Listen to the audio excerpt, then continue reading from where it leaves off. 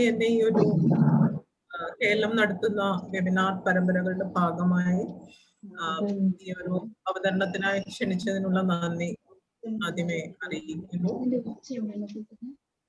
നിങ്ങൾ ആദ്യത്തെ ഒരു കോഡിനെ കുറിച്ചുള്ള വേജ് കോഡിനെ കുറിച്ചുള്ള ക്ലാസ്സുകൾ കേട്ട് കഴിഞ്ഞു. ഇത് രണ്ടാമത്തെ ക്ലാസ് ആണ്. അത് തന്നെയുമല്ല ഈ ഒരു ഇന്ത്യയിൽ നടക്കുന്ന തൊഴിൽ നിയമ പരിഷ്കാരങ്ങളെ കുറിച്ചൊരു പൊതു അവബോധം എല്ലാവർക്കും ഉണ്ട് എന്നുള്ളതാണ് എൻ്റെ വിശ്വാസം.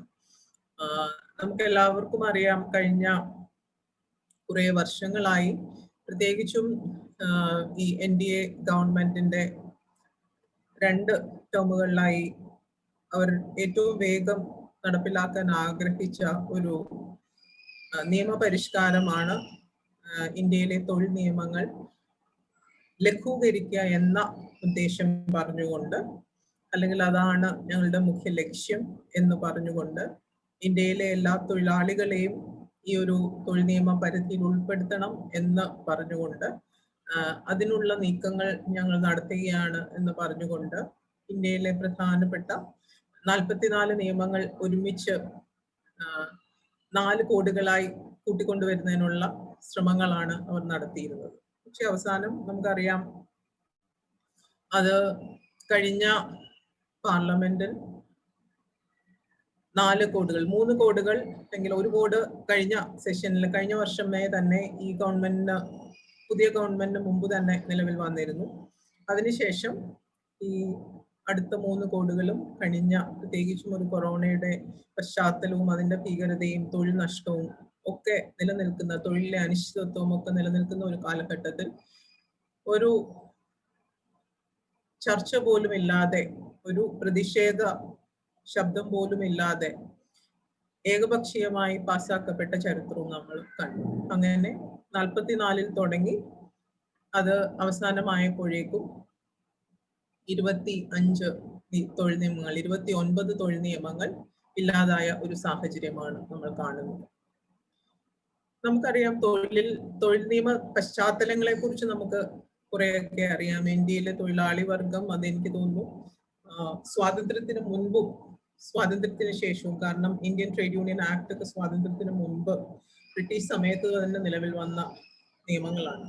സ്വാതന്ത്ര്യത്തിന് മുൻപും സ്വാതന്ത്ര്യത്തിന് ശേഷവും പൊരുതി നേടിയ, ഇപ്പം ഇന്ത്യയിലെ ആദ്യത്തെ ട്രേഡ് യൂണിയനായ AITUC അതിന്റെ 100ാമത്തെ വാർഷികമാണ് ഈ വർഷം 2020-ൽ ആഘോഷിക്കുന്നത്.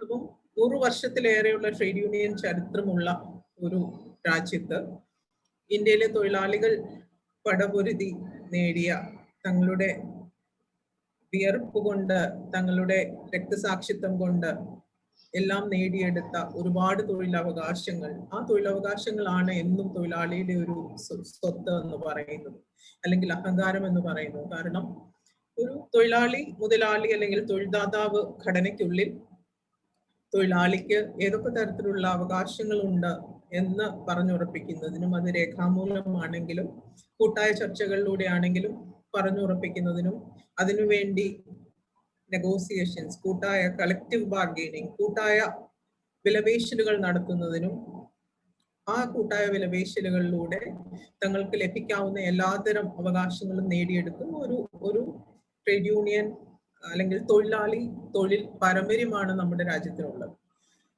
അത്തരം ഒരു പാരമ്പര്യമാണ് അത്. പ്രത്യേകിച്ചും നമുക്ക് പറയാൻ പറ്റുന്നത്, ഇന്ത്യയിലെ തൊഴിൽ ഘടന എന്ന് പറയുന്നത് 93% തൊഴിലാളികളും അസംഘടിത മേഖലയിലും 6-7% മാത്രം സംഘടിത മേഖലയിലും നിൽക്കുന്ന ഒരു പശ്ചാത്തലത്തിലാണ് നമ്മൾ ഈ തൊഴിൽ നിയമങ്ങളെയൊക്കെ കാണേണ്ടത്. പ്രത്യേകിച്ചും ഈ എപ്പോഴും നമ്മുടെ ഒരു മനസ്സിൽ വരുന്ന ഒരു ചിത്രം എന്ന് പറയുന്നത്,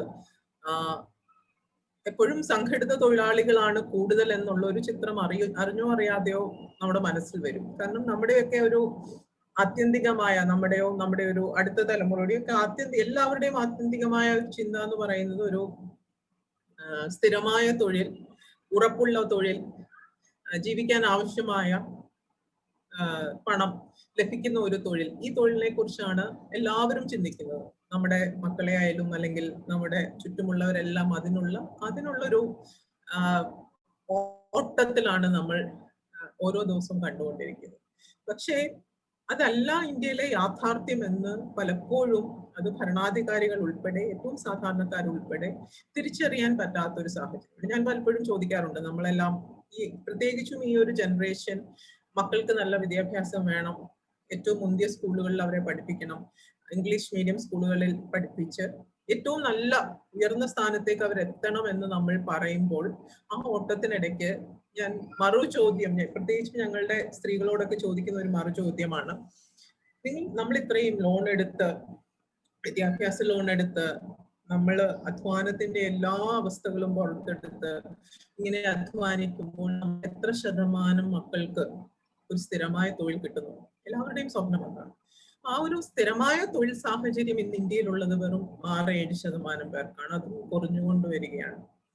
93% ആൾക്കാരും അസംഘടിതരായിരിക്കുന്ന ഒരു രാജ്യത്ത് എങ്ങനെയാണ് ഈ രാജ്യത്തിന്റെ ഭരണ സംവിധാനങ്ങളും നിയമ സംവിധാനങ്ങളും ഈ തൊഴിലാളി വർഗത്തിൽ ഭൂരിപക്ഷം വരെ വരുന്ന ആൾക്കാരെ സംരക്ഷിക്കുന്നത് എന്നുള്ളതാണ് ഏറ്റവും പ്രധാനപ്പെട്ട ചോദ്യം. അതാണ് തൊഴിലാളികൾ ഒരുപാട് നാളായി ഇന്ത്യയിൽ ഉയർത്തിക്കൊണ്ടുവന്നിരുന്ന ചോദ്യം. ഞാൻ പ്രതിദാനം ചെയ്യുന്ന സേവയെക്കുറിച്ച് ജോസഫ് ജോർജ് സാർ പറഞ്ഞു. ഒരു 1972 അസംഘടിത മേഖലയിലെ സ്ത്രീ തൊഴിലാളികളെ സംഘടിപ്പിച്ചുകൊണ്ട് സേവ രംഗത്ത് വരുമ്പോൾ ഇന്ത്യയിലെ അസംഘടിത മേഖലയെ ഉൾപ്പെടുത്താനായി യാതൊരു തരത്തിലുള്ള നിയമ സംവിധാനങ്ങളും ഇല്ലാത്തൊരവസ്ഥയിലാണ് ഈ ഒരു സംഘടന ആരംഭിക്കുന്നത്. പിന്നെ ഒരുപാട് അന്തർദേശീയ ദേശീയ പ്രക്രിയകളിൽ പങ്കാളികളായി, ഒരുപാട് കോടതി വ്യവഹാരങ്ങളിൽ പങ്കാളികളായി, അസംഘടിത മേഖലയ്ക്ക് വേണ്ടി പലതരത്തിലുള്ള നിയമനിർമ്മാണങ്ങൾക്ക് രൂപീകരണത്തിന് നേതൃത്വം വഹിച്ച ഒരു സംഘടനയുടെ ഭാഗമായി, പ്രത്യേകിച്ചും ഞങ്ങളുടെ സംഘടനയുടെ സ്ഥാപകയായ യൂണിയന്റെ സ്ഥാപകയായ ഇളാർ ഭട്ട് എന്ന് പറയുന്ന ആ ഒരു വ്യക്തിത്വം, അവർ ഏറ്റെടുത്ത ഇത്തരം ദൗത്യങ്ങൾ അതിന്റെ മുൻപിൽ നമുക്ക് കൈകൂപ്പാതെ നിവൃത്തിയില്ല. കാരണം അത്ര ശ്രമകരമായ ദൗത്യങ്ങളാണ് അവർ ഏറ്റെടുത്തത്. അന്ന് തുടങ്ങിയതാണ് അസംഘടിത മേഖലയും ഇന്ത്യയിലെ ഒരു തൊഴിൽ നിയമ പരിധിക്കുള്ളിൽ ഈ 93% വരുന്ന ആൾക്കാരെയും കൊണ്ടുവരണം എന്നുള്ള ഒരു ഉൾപ്രേരണ, അല്ലെങ്കിൽ അത് ആ ഒരു സങ്കല്പം പ്രത്യേകിച്ചും രണ്ടാം ദേശീയ ആദ്യമായി ഇന്ത്യയിൽ ഉണ്ടായ ഒരു സംഭവം 1988 ഈ ശ്രമശക്തി റിപ്പോർട്ട് എന്ന് പറഞ്ഞൊരു വലിയ റിപ്പോർട്ട് ഇന്ത്യയിൽ വന്നു. ആ റിപ്പോർട്ട് അസംഘടിത മേഖലയിലെ സ്ത്രീ തൊഴിലാളികളെ കുറിച്ച് അന്നും എന്നും നിലകൊള്ളുന്ന ഏറ്റവും പ്രധാനപ്പെട്ട ഒരു റിപ്പോർട്ടാണ്. ഈ സേവയുടെ സ്ഥാപകയായുള്ള ആർ ഭട്ട് ഇന്ത്യ മുഴുവൻ, അവർ രാജ്യസഭാ അംഗവുമായിരുന്നു, അവർ ഇന്ത്യ മുഴുവൻ സഞ്ചരിച്ച് ഈ ശ്രമശക്തി കമ്മീഷന്റെ ഭാഗമായി അസംഘടിത മേഖലയിലെ സ്ത്രീകളെ സന്ദർശിച്ച് വളരെ സമഗ്രമായ ഒരു റിപ്പോർട്ട് തയ്യാറാക്കി ഈ ഒരു സ്ത്രീകളുടെ ദുരിതാവസ്ഥ അറിയിച്ചിരുന്നു. മീൻസ് ഒരു നയരൂപീകരണത്തിനുള്ള രേഖകൾ സമർപ്പിച്ചിരുന്നു. വളരെ എക്സ്റ്റെൻസീവ് ആയിട്ടുള്ള ഒരു റിപ്പോർട്ടാണ്. അതിനെ തുടർന്ന് വീണ്ടും അസംഘടിത മേഖലയെ തൊഴിൽ മേഖലയെ ഉൾപ്പെടുത്തുന്നതിന്റെ ഭാഗമായി രണ്ടാം ദേശീയ 1998 അതിന്റെ ചർച്ചകൾ വരികയും 2000 ആ ചർച്ച അവസാനിക്കുകയും ഈ രണ്ടാം ദേശീയ തൊഴിൽ കമ്മീഷൻ മുൻപോട്ട് വെച്ച ഒരു പ്രധാനപ്പെട്ട നിർദ്ദേശമാണ് അസംഘടിത മേഖലയെ ഉൾപ്പെടുത്തുന്നതിനായി ഒരു അംബ്രല്ല ലെജിസ്ലേഷൻ കൊണ്ടുവരണമെന്നും ഈ പലവിധ വൈവിധ്യമാർന്ന മേഖലയാണ് അസംഘടിത മേഖല എന്ന് പറയുന്നത്. നമുക്കറിയാം, ഈ 93% പേരും ഉൾപ്പെടുന്ന തൊഴിൽ മേഖല, ഈ തൊഴിൽ മേഖലയ്ക്ക് ഒരുപാട് പ്രത്യേകതകളുണ്ട് എന്ന് പറഞ്ഞാൽ പലതിലും തൊഴിൽദാതാക്കൾ പ്രത്യക്ഷത്തിലില്ല. തൊഴിൽദാതാക്കൾ ഇല്ലാത്ത തൊഴിൽ മേഖലകൾ, സ്വയം തൊഴിൽ എന്ന് പറയുന്നതും, on account, self employed, on enterprises, അങ്ങനെ ഒരുപാട് തരം പുതിയ തരം തൊഴിൽ രൂപങ്ങൾ നമ്മൾ കാണുന്നുണ്ട്. നമ്മുടെ ചുറ്റുമുള്ള തൊഴിലാളികളും അങ്ങനെയാണ് വർക്ക് ചെയ്യുന്നത്. പ്രത്യേകിച്ചും ഈ നമ്മുടെ ഈ ആഗോള വിതരണ ശൃംഖലകൾ, ആഗോള സപ്ലൈ ചെയിനിന്റെ ഒക്കെ ഭാഗമായി ഏറ്റവും പീസ് റേറ്റുകളിൽ സ്വന്തം വീടുകളിൽ കോൺട്രാക്ടർമാരും സബ് കോൺട്രാക്ടർമാരും വീടുകളിൽ ഓരോ പീസുകൾ എത്തിച്ചു കൊടുത്ത് അത് കൂട്ടിച്ചേർക്കുന്ന പണികൾ ചെയ്യുന്ന, വീട് കേന്ദ്രീകൃതമായി തൊഴിൽ ചെയ്യുന്ന ഒരുപാട് പേർ. അവർക്ക് ഉടമകൾ ഉണ്ടെങ്കിലും ഈ ഉടമകളെല്ലാം അദൃശ്യമാണ്. അപ്പം അങ്ങനെയുള്ള ഒരു തൊഴിൽ സംവിധാനത്തിലേക്ക് തൊഴിൽ സംസ്കാരത്തിലേക്ക് നമ്മുടെ രാജ്യം പ്രത്യേകിച്ചും ഒരു സാമ്പത്തിക മാറ്റങ്ങൾ, സാമ്പത്തിക പരിഷ്കാരങ്ങൾ വന്നുകൊണ്ടിരുന്ന സാഹചര്യത്തിൽ 1990-കൾക്ക് ശേഷം ഉണ്ടായ സാമ്പത്തിക മാന്ദ്യവും അതിനെ തുടർന്നുണ്ടായ സാമ്പത്തിക മാറ്റങ്ങളും പുത്തൻ സാമ്പത്തിക നയങ്ങളും ആഗോളവൽക്കരണ ഉദാരവൽക്കരണ നയങ്ങളും ഒക്കെ ഈ രാജ്യത്തിന് വരുത്തിക്കൊണ്ടുവന്നിരുന്ന, അല്ലെങ്കിൽ രാജ്യത്തിന്റെ തൊഴിൽ വിപണിയിൽ, സാമ്പത്തിക വിപണിയിലൊക്കെ വരുത്തിയ മാറ്റത്തിന്റെ ഏറ്റവും പ്രത്യക്ഷത്തിലുള്ള ഇരകളായി ഇവിടുത്തെ സാധാരണക്കാരായുള്ള തൊഴിലാളികൾ, അസംഘടിത തൊഴിലാളികളാണ് മാറിയത്. തൊഴിൽ ദാതാക്കൾ കൂടുതൽ അപ്രത്യക്ഷമാവുന്നു, അല്ലെങ്കിൽ അവരെ പുറത്തേക്ക് വരാതിരിക്കുന്ന ഒരു തൊഴിൽ ബന്ധം രൂപപ്പെടുന്നു. തൊഴിൽ ദാതാക്കൾ ഇല്ലാത്ത തൊഴിലാളികൾ രൂപപ്പെടുന്നു. തൊഴിൽ ദാതാക്കളുമായി യാതൊരു തരത്തിലുള്ള ബന്ധവും സ്ഥാപിക്കാനാവാതെ ഇടനിലക്കാരുടെ വലിയൊരു ശൃംഖല രൂപപ്പെടുന്നു. അങ്ങനെ വൈവിധ്യമാർന്ന ഒരു തൊഴിൽ മേഖലയിലാണ് നമ്മൾ ജീവിക്കുന്നത്. നമുക്കറിയാം, നിങ്ങൾക്കൊക്കെ ഏറെ സുപരിചിതമാണ്, എല്ലാവർക്കും സുപരിചിതമാണ് ഗാർഹിക തൊഴിലാളികൾ. എല്ലാവരുടെയും വീടുകളിൽ ജോലിക്ക് വരുന്നത്. പക്ഷെ ഭൂരിപക്ഷം തൊഴിൽ ദാതാക്കളും അവര് ഈ തൊഴിലാളിയുടെ തൊഴിൽ ദാതാവാണെന്ന് പരസ്യമായി അംഗീകരിക്കാൻ, പ്രത്യക്ഷത്തിൽ അംഗീകരിക്കാൻ തയ്യാറാകാത്ത ഒരു സാഹചര്യമുണ്ട്. കാരണം നിയമവിധേയമല്ല, അവർക്ക് അതിനുള്ള യാതൊരു രേഖകളും ഇല്ല. എന്റെ വീട്ടിൽ ഇന്നാൾ വരുന്നു എന്ന് ഞാൻ തെളിയിക്കേണ്ട ഒരു ആവശ്യവും എനിക്കില്ല. അപ്പം അങ്ങനെയുള്ള സാഹചര്യത്തിൽ ആ തൊഴിൽ ദാതാക്കൾ നേരിട്ട് അവരുടെ കയ്യിൽ നിന്ന് പൈസ വാങ്ങുന്നെങ്കിൽ പോലും അവർ തൊഴിൽ ദാതാക്കളല്ലാത്ത അത്തരം ഒരു സങ്കീർണ ഘട്ടത്തിലാണ് നമ്മൾ ചെയ്യുന്നത്. ഈ ഒരു പശ്ചാത്തലത്തിൽ നിന്നുകൊണ്ടാണ് നമ്മൾ ഈ തൊഴിൽ പരിഷ്കാരങ്ങളെ, തൊഴിൽ നിയമ പരിഷ്കാരങ്ങളെ എല്ലാം കാണേണ്ടത്. പ്രത്യേകിച്ചും ഈ 2ാം ദേശീയ തൊഴിൽ കമ്മീഷൻ മുന്നോട്ട് വെച്ച അംബ്രല്ല ലെജിസ്ലേഷൻ എന്ന് പറയുന്ന ഒരു ആശയം, അത് 2000 തൊട്ട് ചർച്ച ചെയ്ത് വന്ന ഒരുപാട് ചർച്ചകൾക്ക് ശേഷം, അതിന്റെ ചർച്ചകളിലൊക്കെ പങ്കെടുത്ത ഒരാളാണ് ഞാൻ. അതിന്റെ ഒക്കെ ചർച്ചകൾക്ക് ശേഷം 2008 അസംഘടിത മേഖല സാമൂഹ്യ സുരക്ഷാ നിയമം എന്ന് പറഞ്ഞ unorganised sector social security act എന്ന് പറഞ്ഞ ഒരു നിയമം പാർലമെന്റിൽ പാസ്സാക്കപ്പെടുകയുണ്ടായി. ഇന്ത്യയിൽ അസംഘടിത മേഖലയ്ക്ക് വേണ്ടി അസംഘടിത മേഖലയെ നിർവചിച്ചുകൊണ്ട് ആദ്യമായി ഉണ്ടായ ഒരു നിയമമാണ് ഈ സാമൂഹ്യ സുരക്ഷാ നിയമം. ഈ 2008 അപ്പം അസംഘടിത മേഖലയെ ഒരു തൊഴിൽ ബന്ധത്തിനുള്ളിൽ കൊണ്ടുവരണം, ആ തൊഴിൽ ബന്ധങ്ങളെ ഒരു റെഗുലേറ്ററി സംവിധാനത്തിൽ കൊണ്ടുവരണം എന്ന് പറഞ്ഞു തുടങ്ങിയ ചർച്ച ഒരു സാമൂഹ്യ സുരക്ഷ, ജസ്റ്റ് കുറെ സ്കീമുകളുണ്ട്. പക്ഷെ എങ്കിൽ പോലും ആ നിയമം നമുക്ക് പ്രധാനമായിരുന്നത് അത് അസംഘടിത മേഖലയെ നിർവചിച്ചിരുന്നു. ആരൊക്കെയാണ് അസംഘടിത മേഖല തൊഴിലാളികൾ എന്ന് പറഞ്ഞിരുന്നു, ആരെയൊക്കെ നമുക്ക് ഉൾപ്പെടുത്താം എന്ന് പറഞ്ഞിരുന്നു. ഇത്തരം ഒരു സാഹചര്യത്തിലാണ് ആ നിയമം 2008 നിലവിൽ വരികയും അതിന്റെ ഭാഗമായി സാമൂഹ്യ സുരക്ഷാ ബോർഡുകൾ പല സംസ്ഥാനങ്ങളിലും രൂപപ്പെട്ടു. അസംഘടിത മേഖലാ തൊഴിലാളികൾക്ക് ഒരു രജിസ്ട്രേഷൻ, ഐഡന്റിറ്റി കാർഡ് ഒക്കെ കിട്ടാനുള്ള ഒരു സാഹചര്യങ്ങളുണ്ടായി. അത് പ്രാവർത്തികമാക്കി തുടങ്ങിയതേ ഉള്ളൂ. ഈ നിയമം ഉൾപ്പെടെ ഉള്ള 9 നിയമങ്ങൾ ഇല്ലാതാക്കിക്കൊണ്ടാണ്, അതിനെ മേർജ് ചെയ്യുക എന്ന് പറഞ്ഞുകൊണ്ടാണ്, അതിനെ കൂട്ടിയോജിപ്പിച്ചുകൊണ്ടാണ് ഈ തൊഴിൽ നിയമം, സാമൂഹ്യ സുരക്ഷാ കോഡ് എന്ന് പറഞ്ഞ കോഡ് ഈ കഴിഞ്ഞ ഓഗസ്റ്റില് പാർലമെന്റിൽ പാസ്സാക്കപ്പെട്ടത്. അതിന് ഏറ്റവും പ്രധാനപ്പെട്ട ഒരു വാദം ഇതിനെക്കുറിച്ച്, അസംഘടിത മേഖലയെ എല്ലാവർക്കും യൂണിവേഴ്സൽ, നിങ്ങൾ വേജ് കോഡിന്റെ ക്ലാസ്സിൽ കേട്ടിട്ടുണ്ടാവണം, യൂണിവേഴ്സൽ മിനിമം വേജസ് അല്ലെങ്കിൽ മിനിമം ഫ്ലോർ വേജ് എന്ന് പറഞ്ഞ ഒരു സാർവദേശീയ വേതനം എല്ലാ തൊഴിലാളികൾക്കും എന്ന സങ്കല്പം പോലെ തന്നെ സാർവദേശീയ സാമൂഹ്യ സുരക്ഷിതത്വം എല്ലാ തൊഴിലാളികൾക്കും ഉറപ്പാക്കുന്നു ഞങ്ങൾ എന്നുള്ളതാണ് ഇതിന്റെ പ്രയോക്താക്കൾ പറയുന്നത്. എന്ന് പറയുമ്പോൾ ഒരു തൊഴിലാളിക്ക് പോലും ഇന്ത്യയിൽ സാമൂഹ്യ സുരക്ഷിതത്വം ഇല്ലാതെ പോകരുത് എന്നുള്ള ഒരു ആശയത്തിലാണ് ഈ തൊഴിൽ കോഡ്, അതിന്റെ ചർച്ച തന്നെ, ആശയം തന്നെ രൂപപ്പെട്ടത്.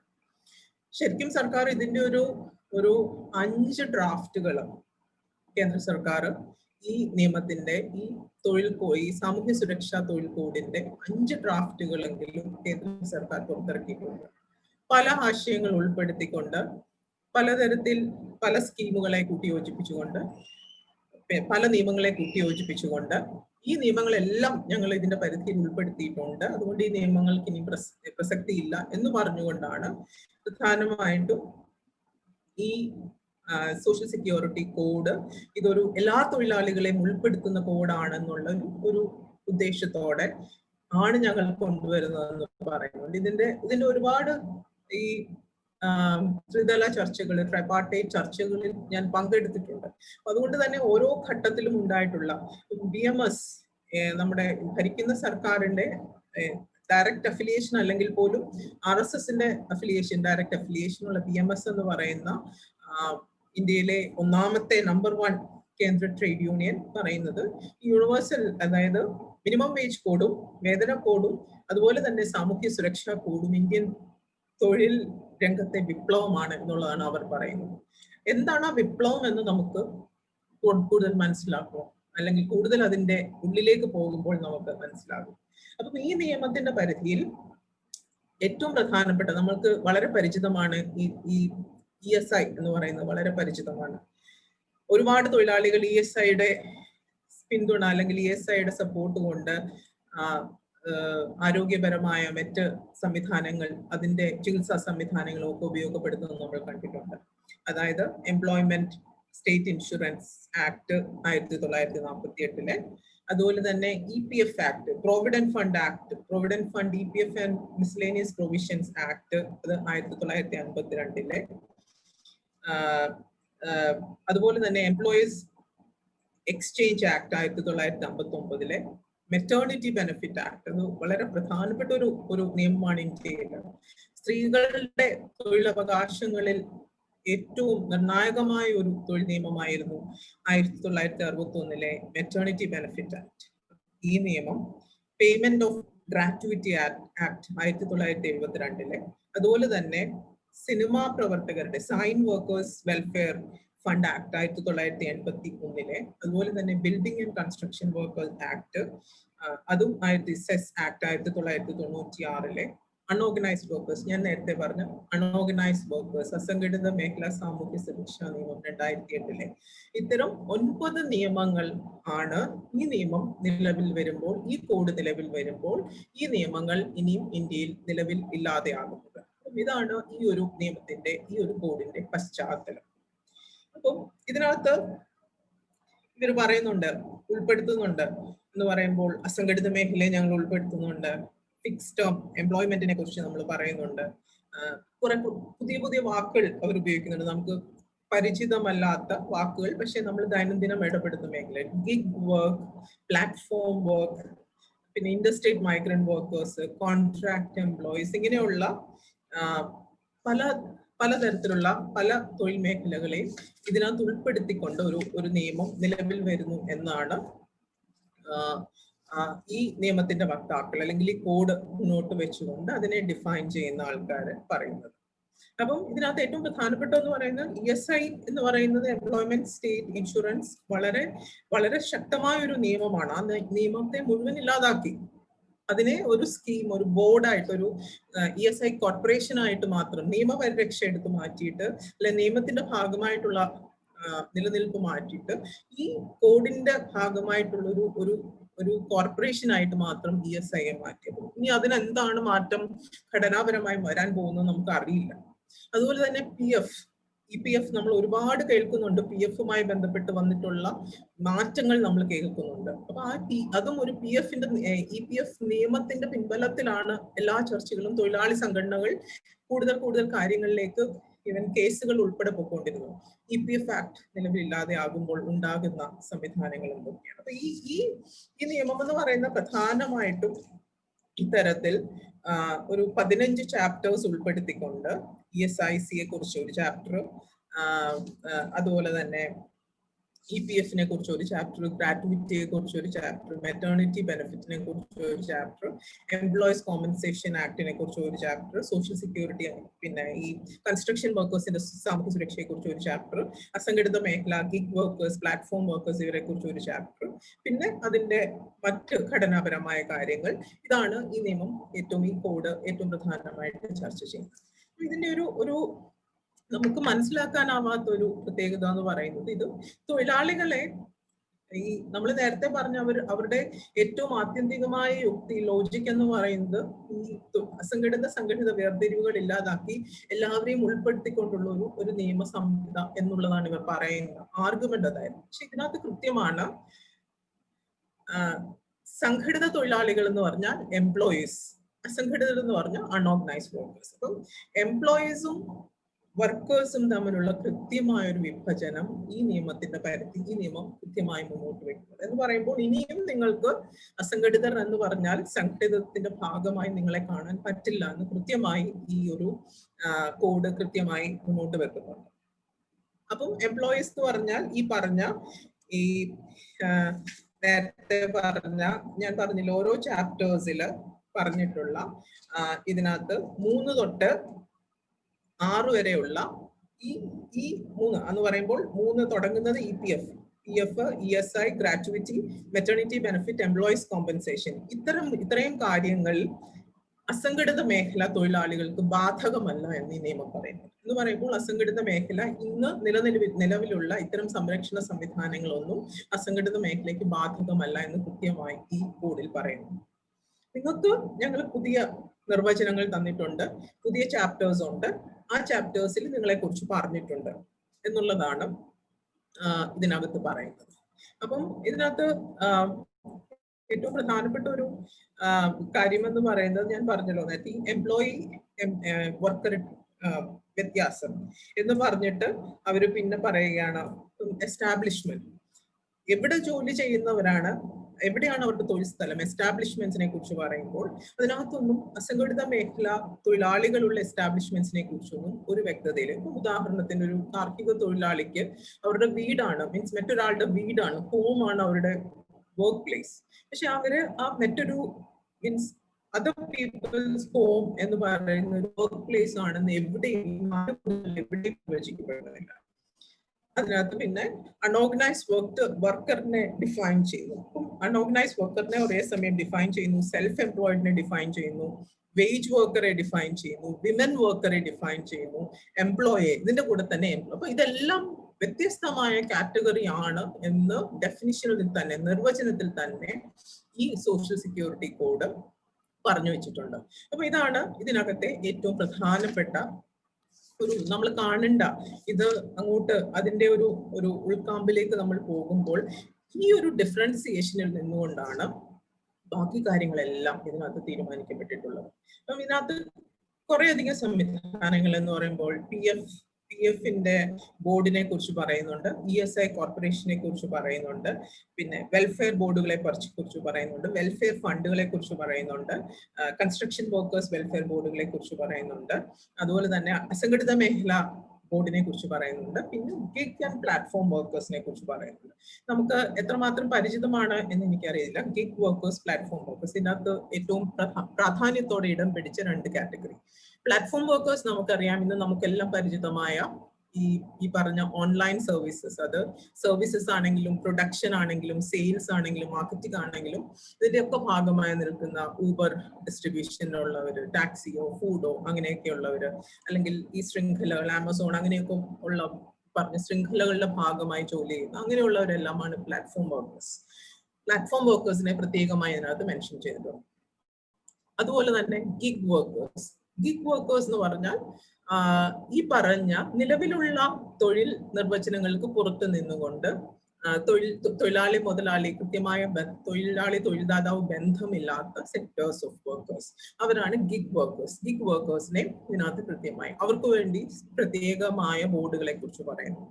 അപ്പം ഈ ബോർഡുകൾ, അവർക്ക് വേണ്ടി പറയുന്ന ബോർഡുകളിൽ ഏറ്റവും പ്രധാനപ്പെട്ട ഒരു കാര്യം, ഇതൊരു പുതിയൊരു തൊഴിൽ ദാതാവ് എന്നുള്ളതിനെ മാറ്റിയിട്ട് പുതിയൊരു ഒരു തരം അപ്രോച്ച് ഇതിനകത്ത് കൊണ്ടുവന്നിട്ടുള്ള ആഗ്രിഗേറ്റേഴ്സ് എന്ന് പറയുന്ന ഒരു വാക്കാണ്. ഇപ്പം ആഗ്രിഗേറ്റേഴ്സ് എന്ന് പറഞ്ഞാൽ ഏറ്റവും എളുപ്പത്തിൽ മനസ്സിലാകണമെങ്കിൽ, ഇപ്പം സ്വിഗ്ഗി ആണെങ്കിൽ സ്വിഗ്ഗിയുടെ നടത്തിപ്പുകാർ അവരാണ് ആഗ്രിഗേറ്റേഴ്സ്. സ്വിഗ്ഗി എന്ന് പറയുന്ന പ്ലാറ്റ്ഫോമിനെ ഒന്നിപ്പിക്കുന്നവർ, അവരാണ് ആഗ്രിഗേറ്റേഴ്സ്. ഈ ആഗ്രിഗേറ്റേഴ്സിലെ ഈ ഒരു തൊഴിൽ ബോർഡിന്റെ ഭാഗമായി ഇവര് തൊഴിൽ സാമൂഹ്യ സുരക്ഷത്തിന്റെ ഭാഗമായി ആഗ്രിഗേറ്റേഴ്സിനെ കൊണ്ടുവന്നിട്ടുണ്ട്. ഇതൊക്കെ ഭയങ്കര എന്താണ് അബ്സ്ട്രാക്ട് ആയിട്ടുള്ള, അല്ലെങ്കിൽ നമുക്ക് ഒരു പൂർണ്ണതയില്ലാത്ത, വ്യക്തതയില്ലാത്ത സങ്കല്പങ്ങളാണ്. എങ്ങനെയാണ് ഈ ആഗ്രിഗേറ്റേഴ്സിന്, എന്താണ് അവർക്ക് ഇതിനകത്തുള്ള റോൾ എന്നുള്ളത്. കാരണം പലപ്പോഴും തൊഴിലാളി യൂണിയനുകൾ പറഞ്ഞിട്ടുള്ളത് ഒന്നുകിൽ building and other construction workers board ഈ കെട്ടിട നിർമ്മാണം, നമുക്ക് പരിചയമുള്ള കെട്ടിട നിർമ്മാണ തൊഴിലാളി ക്ഷേമനിധി ഇന്ത്യയിലെ അസംഘടിത മേഖലയിലെ ഒരു വലിയ ക്യാമ്പയിനിലൂടെ, നാഷണൽ ക്യാമ്പയിൻ കമ്മിറ്റി എന്ന് പറയുന്ന വലിയൊരു ക്യാമ്പയിനിലൂടെ നേടിയെടുത്ത അവകാശമാണ്.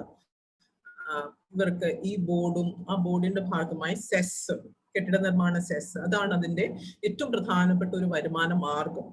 ആ സെസ്സിലൂടെയാണ് ഈ തൊഴിലാളികളുടെ ക്ഷേമത്തിനുള്ള പ്രവർത്തനങ്ങൾ, ഫണ്ടുകൾ രൂപീകരിക്കപ്പെടുന്നത്. അപ്പൊ അങ്ങനെയുള്ള ഒരു സെസ് കളക്ഷനെ കുറിച്ച് എങ്ങനെയാണ് അസംഘടിത മേഖല, അതായത് തൊഴിൽ ദാതാവ് പ്രത്യക്ഷമല്ലാത്ത, തൊഴിൽ ദാതാവിന് കോൺട്രിബ്യൂട്ട് ചെയ്യാൻ പറ്റാത്ത ഒരു സാഹചര്യത്തിൽ സർക്കാർ എങ്ങനെയാണ് തൊഴിലാളികളുടെ ഫണ്ടുകൾ കണ്ടെത്തുന്നത് എന്നതിനെ കുറിച്ച് ചിന്തിക്കുമ്പോൾ, ഒന്ന് നമ്മൾ പറയുന്ന സെസ് കളക്ഷൻ അല്ലെങ്കിൽ തൊഴിൽ ദാതാക്കളുടെ കോൺട്രിബ്യൂഷൻ നമുക്ക് എങ്ങനെ എടുക്കാൻ പറ്റും, ഇത്തരം കാര്യങ്ങളെ കുറിച്ച് ചർച്ച ചെയ്യുമ്പോഴാണ് ആഗ്രിഗേറ്റേഴ്സിന് തൊഴിൽ ദാതാക്കളെ പോലെ തന്നെ പ്രാധാന്യം ഉയർത്തിക്കൊണ്ട് ഈ നിയമത്തിൽ, ഈ കോഡിൽ ഉയർത്തിക്കൊണ്ടുവന്ന് അവരുടെ കോൺട്രിബ്യൂഷൻ, അവർക്ക് വേണമെങ്കിൽ കോൺട്രിബ്യൂഷൻ കൊടുക്കാം. അപ്പം ആ കോൺട്രിബ്യൂഷൻ അവർക്ക് 1% കുറയാത്ത കോൺട്രിബ്യൂഷൻ, 5% കൂടാൻ പാടില്ലാത്ത കോൺട്രിബ്യൂഷൻ, അത് വേണമെങ്കിൽ 2% ഒതുക്കിക്കൊണ്ട് ആ കോൺട്രിബ്യൂഷൻ ഈ ഗിഗ് ആൻഡ് പ്ലാറ്റ്ഫോം വർക്കേഴ്സിന്റെ സോഷ്യൽ സെക്യൂരിറ്റി, സാമൂഹ്യ സുരക്ഷയ്ക്ക് വേണ്ടി ഉപയോഗിക്കാം എന്ന് ഈ നിയമം പറയും. അപ്പോഴും ഭൂരിഭാഗം വരുന്ന ഇന്ത്യയിലെ അസംഘടിത മേഖല തൊഴിലാളികൾക്ക് എവിടെ നിന്നാണ് പണം വരുന്നതെന്ന് ഈ ബോർഡും വേണ്ടിയിട്ടേ. പിന്നെ എപ്പോഴും നമ്മുടെ അസംഘടിത മേഖല തൊഴിലാളികൾ ഉയർത്തിയിരുന്ന ചോദ്യം അതാണ് നിലവിലുള്ള സംവിധാനം, ESI, EPF, ഇത്തരം സംവിധാനങ്ങളിൽ അസംഘടിത മേഖലയ്ക്ക് ഭാഗഭാഗിത്വമുണ്ടോ, ഉൾപ്പെടുത്താൻ പറ്റുമോ? കഴിഞ്ഞ ഒരു 10 വർഷമായി തൊഴിലാളി സംഘടനകൾ ഈ ഒരു ആവശ്യം, പ്രത്യേകിച്ചും അസംഘടിത മേഖലയിലെ തൊഴിലാളി സംഘടനകൾ ഈ ഒരു ആവശ്യം ഉന്നയിക്കുന്നുണ്ടായിരുന്നു. ESI പരിധിയിലേക്ക് അസംഘടിത മേഖലയെ ഉൾപ്പെടുത്താൻ പറ്റും. അപ്പം നമ്മൾ ഈ നിയമത്തിന്റെ ഒരു പിന്നെ ആ ESI, EPF-നെയൊക്കെ നിർവചിക്കുന്ന ഒരു ആ ചാപ്റ്റേഴ്സ്, ESI, EPF-ന്റെ ESI-യുടെ ചാപ്റ്റേഴ്സ് നമ്മൾ നോക്കുമ്പോൾ നമുക്ക് മനസ്സിലാകും. അതിനകത്ത് ഒരു ക്ലോസിൽ പറഞ്ഞിട്ടുണ്ട്, 44-ാമത്തെ ക്ലോസിൽ പറഞ്ഞിട്ടുണ്ട്. അതാണ് ഏറ്റവും രസകരമായി നമ്മൾ മനസ്സിലാക്കേണ്ട ഒരു കാര്യം. ഈ 44-ാമത്തെ ക്ലോസിൽ എന്താണ് പറഞ്ഞിട്ടുണ്ട്? Notwithstanding anything contained in this chapter, the central government may, by notification, frame, amend, vary, or resign scheme for other beneficiaries and the members of their families, providing medical facility in any hospital established by the corporation in any area which is underutilized. അവിടെയാണ് നമ്മൾ ശ്രദ്ധിക്കേണ്ടത്. Which is underutilized on payment of user charges and prescribe the terms and conditions subject to which the scheme may be operated. എന്ന് പറയുമ്പോൾ other beneficiaries എന്ന് പറഞ്ഞാൽ അസംഘടിത മേഖല, അതായത് ESI-യുടെ പരിധിയിൽ വരാത്ത തൊഴിലാളികൾ എന്ന് പറയുമ്പോൾ അസംഘടിത മേഖല തൊഴിലാളികൾ, അവർക്ക് ഈ സ്കീമിൽ വേണമെങ്കിൽ അംഗമാകാം. എന്ന് പറഞ്ഞാൽ ഏതെങ്കിലും ESI ഹോസ്പിറ്റലുകളുടെ ഭാഗമായി ഉപയോഗിക്കപ്പെടാത്ത ബെഡുകൾ ഉണ്ടെങ്കിൽ ആ ബെഡുകളിൽ പൈസ കൊടുത്ത് ഇവർക്ക് ചേരാം. പിന്നെ ഇവിടെ പറയുന്നുണ്ട്, notwithstanding anything contained in this chapter, the central government may by notification frame scheme for unorganized workers, gig workers or platform workers and അവരുടെ മെമ്പേഴ്സിനും ഫാമിലി മെമ്പേഴ്സിനും ഇത് പറയുന്നു. പക്ഷെ ഇതിനെക്കുറിച്ചൊന്നും എന്ന് പറയുമ്പോൾ ഞങ്ങൾ സംഘടിത മേഖലയ്ക്ക് ഇത്രയൊക്കെ ഉണ്ട്, അതിന്റെ ബാക്കി വരുന്ന എന്തെങ്കിലും ബെഡ് ഉണ്ടെങ്കിൽ അസംഘടിത മേഖല വേണമെങ്കിൽ എടുത്തോ എന്നുള്ളതാണ് ഇതിനകത്ത് ഏറ്റവും അസംഘടിത മേഖലയെ കുറിച്ച് പറയുമ്പോൾ ESI-യുമായി ബന്ധപ്പെട്ട് സർക്കാർ മുന്നോട്ട് വെക്കുന്ന ഇതാണ് ഉൾപ്പെടുത്തൽ എന്ന് പറയുന്ന ലക്ഷ്യം. ഇവിടെയാണ് പൂർത്തീകരിക്കപ്പെടുന്നത്, സഫലമാക്കപ്പെടുന്നത്. ഇങ്ങനെയാണ് പൂർത്തീകരിക്കുന്നത്. അസംഘടിത മേഖലയെ കുറിച്ച് ഇങ്ങനെയാണ് നമ്മൾ സംസാരിക്കേണ്ടത് എന്നുള്ളതാണ് ഇവർ പറയുന്നത്. അപ്പം ഈ ഒരു ഭാഗത്താണ്, ഇതാണ് ഏറ്റവും പ്രശ്നവൽകൃതമായ ഒരു ഭാഗം, ഈ 44 ക്ലോസ് 44-ലും 45-ലും പറയുന്ന ഈ കാര്യം. അപ്പം ഇതാണ് അസംഘടിതം. ഇപ്പം നിലവിലുള്ള സ്കീം എന്ത് തന്നെ ആകും നമുക്കറിയില്ല. പക്ഷെ അതിനകത്ത് വേണമെങ്കിൽ ബാക്കിയുള്ളത് നിങ്ങൾ പൈസ കൊടുത്ത് നിങ്ങൾ ചേർന്നു എന്ന അസംഘടിത മേഖലയെ കുറിച്ച് കൃത്യമായിട്ട് ഈ വർക്കേഴ്സ് പറയുന്നു. പക്ഷെ അവിടെയും ഈ ഒരു BOCW, അതായത് ഈ building and other construction workers welfare, അവർ കൃത്യമായ ക്യാമ്പയിൻ നടത്തി അവരുടെ സെസ് ഒരിക്കലും പിൻവലിക്കാൻ പറ്റില്ല എന്ന് അവർ കൃത്യമായ ക്യാമ്പയിൻ നടത്തി, കൃത്യമായ രീതിയിൽ ബാർഗൈനിങ് നടത്തി അത് അവർ ഉൾപ്പെടുത്തി ഈ ഒരു നിയമസംഹിതയിൽ എന്ന് പറയുമ്പോൾ അതൊരു വിജയമാണ്. അവരുടെ ഒരു കൂട്ടായ പ്രയത്നത്തിന്റെ ഭാഗമായിട്ടാണ് ഇത് ഉൾപ്പെടുത്തപ്പെട്ടത്. അപ്പൊ അത് നമ്മൾ ശ്രദ്ധിക്കണം. അങ്ങനെ ഫൈറ്റ് ചെയ്തവർക്ക് അത് നിലനിർത്താനായി കൂടി ഈ നിയമത്തിന്റെ ഭാഗമായി, നിയമം പോയെങ്കിൽ പോലും ആ ഒരു സ്കീം കണ്ടിന്യൂ ചെയ്യാൻ അവർക്ക് അവരുടെ സമ്മർദ്ദ ഫലമായി സാധ്യമായി എന്നുള്ളതാണ് ഏറ്റവും പ്രധാനപ്പെട്ട ഒരു കാര്യം. ഇപ്പം നമ്മൾ പറയുന്നത് ഇപ്പം ഇന്ത്യയിലെ ഒരു സാമൂഹിക സുരക്ഷ ഒരു പരിധി എന്ന് പറയുന്നത് ചില കാര്യങ്ങൾ നമ്മൾ പറയുന്നുണ്ട്. മെഡിക്കൽ ബെനിഫിറ്റ് വേണം, സിക്നസ് ബെനിഫിറ്റ് വേണം, ഈ തൊഴിലില്ലായ്മ വേതനം വേണം, ഓൾഡ് ഏജ് ബെനിഫിറ്റ് വേണം, എംപ്ലോയ്മെന്റ് ബെനിഫിറ്റ് വേണം, ഫാമിലി ബെനിഫിറ്റ് വേണം, മെറ്റേണിറ്റി ബെനിഫിറ്റ് വേണം, ഇൻവാലിഡിറ്റി ബെനിഫിറ്റ് വേണം, അതുപോലെ തന്നെ സർവൈവേഴ്സിന് സപ്പോർട്ട് വേണം. ഇതാണ്, ഈ ഫ്രെയിമാണ് ILOയുടെ ഈ ഒരു കോർ സോഷ്യൽ സെക്യൂരിറ്റി റൈറ്റ്സ് ആയിട്ട് ഈ 9 കാര്യങ്ങളാണ് പറയുന്നത്. ഇതിനകത്ത് 8 കാര്യങ്ങളും ESIയുടെ പരിധിയിൽ വരുന്നതാണ്. ഒരു കാര്യം PFന്റെ പരിധിയിലും വരുന്നതാണ്. അപ്പം അതാണ് ഓൾഡ് ഏജ് ബെനിഫിറ്റും ഒക്കെ വരുന്നത്. അപ്പം ഇത്രയും കാര്യങ്ങളും സാധ്യമാക്കുന്ന 2 കൃത്യമായ സാമൂഹ്യ സുരക്ഷാ സംവിധാനം ഇന്ത്യയിൽ നിയമത്തിന്റെ അവകാശത്തോടു കൂടി ഇവിടെ നിലനിൽക്കുന്ന സമയത്താണ് അത് ആ നിയമത്തെ തട്ടിമാറ്റിക്കൊണ്ട്, ആ നിയമത്തെ ഇല്ലാതാക്കിക്കൊണ്ട് അതൊരു സ്കീമായിട്ടും മീൻസ് ബോർഡായിട്ടും ഇത് ഈ ഒരു കോഡിന്റെ ഭാഗമായി മാറ്റപ്പെട്ടത്. അപ്പം ഇതിലും നല്ലൊരു സ്കീം മീൻസ് ILO പറയുന്ന ഈ 9 സാമൂഹ്യ സുരക്ഷ, basic social security rights of A worker എന്ന് പറയുന്ന ഈ 9 അവകാശങ്ങളും സാധ്യമാക്കുന്ന ശരിക്കും ഒരു മോഡലാണ്. ESI and UPF ഒരു മോഡലാണ്. അപ്പൊ ആ ഒരു മോഡല്, അതുകൊണ്ടാണ് അസംഘടിത മേഖല ഒരുപാട് നാളായിട്ട് ആവശ്യപ്പെട്ടുകൊണ്ടിരുന്നത് ഞങ്ങൾക്കും ഇതിനകത്തേക്ക് ഭാഗഭാഗിത്വം വേണം, ഞങ്ങളെ ഉൾപ്പെടുത്തണം എന്ന് പറഞ്ഞുകൊണ്ടിരുന്ന സമയത്താണ് ഈ ഒരു മാറ്റം വന്നിരിക്കുന്നത്. അവിടെയാണ് എന്താണ് തൊഴിലാളികൾക്ക് ചോദിക്കാൻ പറ്റുക, എന്ത് അവകാശങ്ങളുണ്ട് എന്ന് പറയുന്ന ഒരു മാറ്റം, അത് നമ്മൾ കൃത്യമായി മനസ്സിലാക്കേണ്ട ഒരു സാഹചര്യമാണ്. എന്താണ് ഈ നിയമത്തിലൂടെ ഉരുത്തിരിഞ്ഞു വരുന്നത് എന്ന് പറയാൻ പറ്റില്ല. പിന്നെ ഇതിനകത്ത് ഒരു പ്രധാനപ്പെട്ട കാര്യം ഞാൻ നേരത്തെ പറഞ്ഞു, അസംഘടിത മേഖല കുടിയേറ്റ തൊഴിലാളികളെ, മൈഗ്രന്റ് വർക്കേഴ്സിന്റെ നിയമം, അത് ഇതിനകത്ത് ഇല്ലാതാക്കപ്പെടുന്ന ഒരു നിയമമാണ്, ഇന്റർസ്റ്റേറ്റ് മൈഗ്രന്റ് വർക്കേഴ്സ് ആക്ട്. അപ്പം ഈ നിയമം ഇല്ലാതാക്കപ്പെടുമ്പോൾ ഇതിനകത്ത് ഇന്റർസ്റ്റേറ്റ് മൈഗ്രന്റ് വർക്കേഴ്സിനെ ഡിഫൈൻ ചെയ്തിട്ടുണ്ട്. ആ മൈഗ്രന്റ് വർക്കേഴ്സിന്റെ നിർവചനം എന്ന് പറയുന്നത് മറ്റൊരു സംസ്ഥാനത്തിലേക്ക് തൊഴിലിനായി വരുന്ന, അത് കോൺട്രാക്ടറോ തൊഴിലുടമയോ കൊണ്ടുവരുന്ന ആൾക്കാര് ഇതിനകത്ത്. അപ്പൊ ഈ മൈഗ്രന്റ് വർക്കേഴ്സ് ആക്ടിനകത്ത് അതായിരുന്നു 5-ൽ കൂടുതൽ തൊഴിലാളികൾ മറ്റൊരു സംസ്ഥാനത്തേക്ക് ഒരു കോൺട്രാക്ടറുടെ ഭാഗമായി തൊഴിലിനായി പോയാൽ അവരെല്ലാവരും അന്തർ സംസ്ഥാന കുടിയേറ്റ തൊഴിലാളികളാണ് എന്നുള്ളതായിരുന്നു നേരത്തെയുള്ള നിയമപ്രകാരമുള്ള ഇവരുടെ ഒരു നിർവചനം.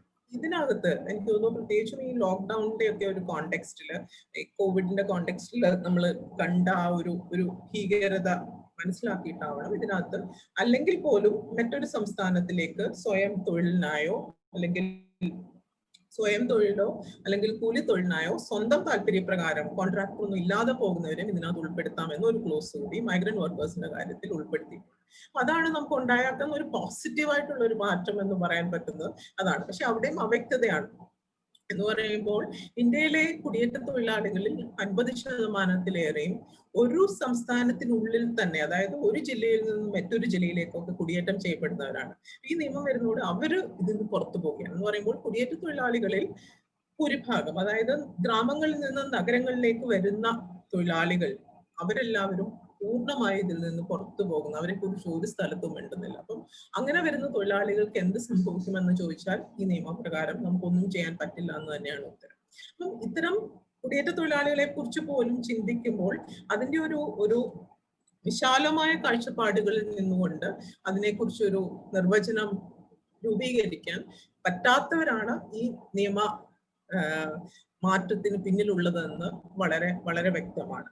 അപ്പം അതാണ് കുടിയേറ്റവുമായി ബന്ധപ്പെട്ട്. അപ്പം ഒരു അഡ്വൈസറി ബോർഡ് ഉണ്ടാവണം, അല്ലെങ്കിൽ ഒരു കമ്മീഷനെ സർക്കാർ ഇപ്പോൾ നിയമിച്ചിട്ടുണ്ട്. ആ കമ്മീഷൻ കൊടുക്കുന്ന അനുസരിച്ച് നിയമ സംവിധാനം ഉണ്ടാവണം കുടിയേറ്റ തൊഴിലാളികൾക്ക്, അല്ലെങ്കിൽ നയം ഉണ്ടാവണം എന്നൊക്കെ പറയുമ്പോൾ പോലും ഈ നിർവചനത്തിൽ പോലും ഉൾപ്പെടാത്ത ആൾക്കാര് എങ്ങനെയാണ് ഇതിനകത്ത് ഉൾപ്പെടുക?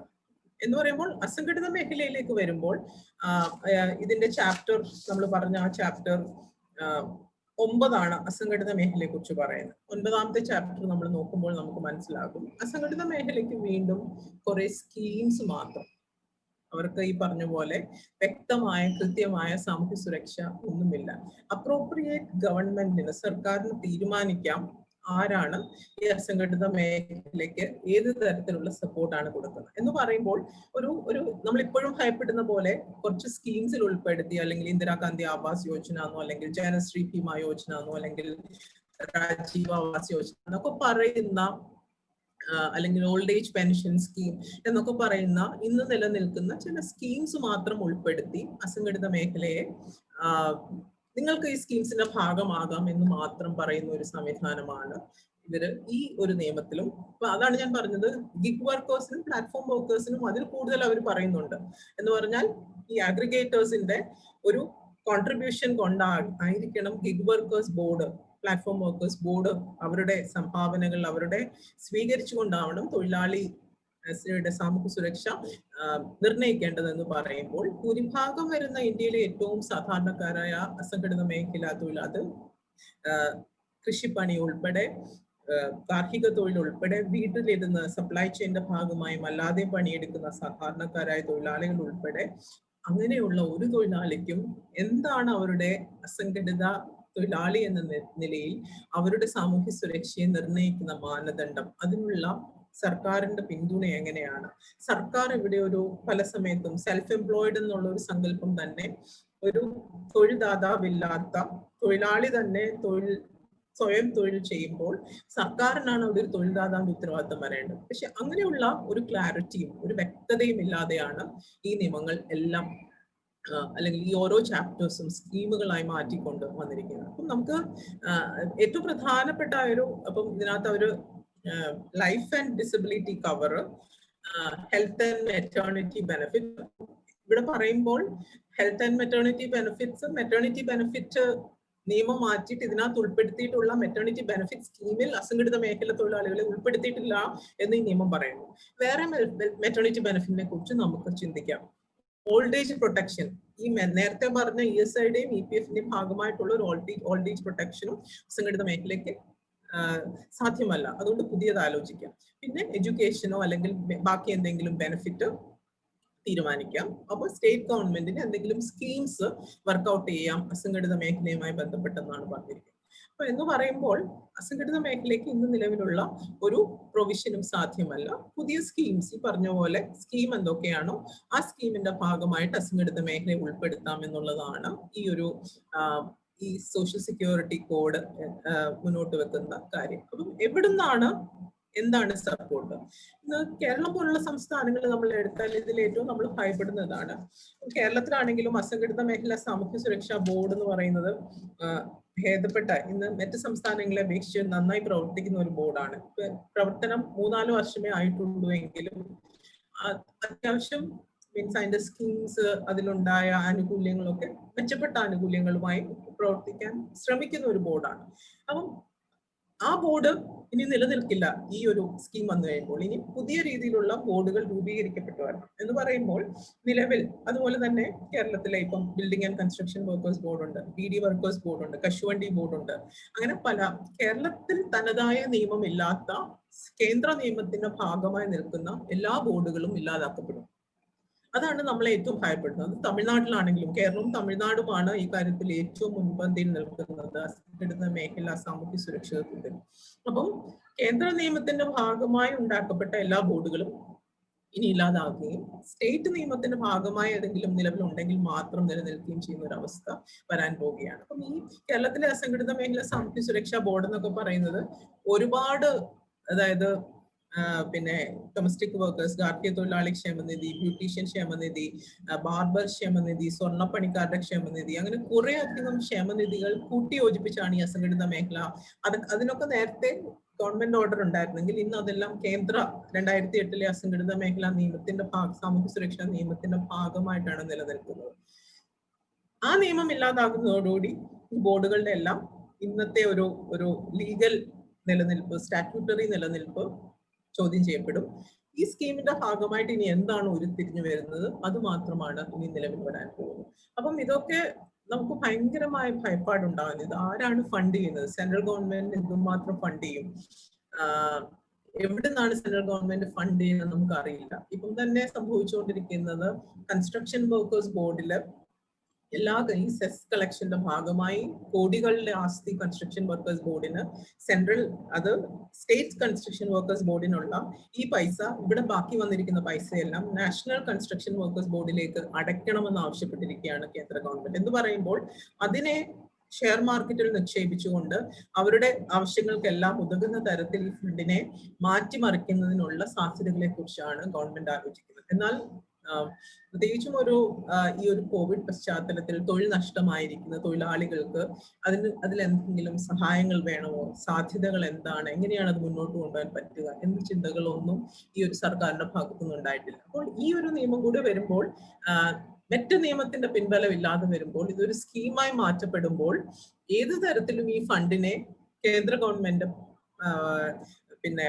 അധീനതയിലേക്ക് മാറ്റാൻ, അവരുടെ അധികാര പരിധിയിലേക്ക് മാറ്റാൻ യാതൊരു ബുദ്ധിമുട്ടും ഈ സർക്കാരിന് ഉണ്ടാവില്ല. അത്തരം ഒരു സാഹചര്യത്തിലാണ് ഇനി എന്താണ്, what is going to happen, ഇനി എന്താണ് ഇതിന്റെ ഭാഗമായി സംഭവിക്കാൻ പോകുന്നത്? യൂണിവേഴ്സൽ സോഷ്യൽ സെക്യൂരിറ്റി എന്ന് പറഞ്ഞൊരു സാധനം സംഘടിത മേഖലയ്ക്ക് പോലും ഉണ്ടായിരുന്ന ശക്തമായ നിയമങ്ങളെ ഇല്ലാതാക്കി അവരുടെ സാമൂഹ്യ സുരക്ഷിതത്വം പോലും ചോദ്യം ചെയ്തുകൊണ്ടിരിക്കുമ്പോൾ നമ്മൾ കണ്ടതാണ് PF-നെ കുറിച്ച്, കോൺട്രിബ്യൂട്ടറി പെൻഷനെ കുറിച്ചൊക്കെ ഉണ്ടായിട്ടുള്ള ഈ ഒരു സാമ്പത്തിക ഘടനയിൽ ഉണ്ടായ മാറ്റങ്ങൾക്കനുസരിച്ച് ഇത്തരം സാഹചര്യങ്ങളിൽ ഉണ്ടായ മാറ്റങ്ങളും നമ്മൾ കണ്ടതാണ്.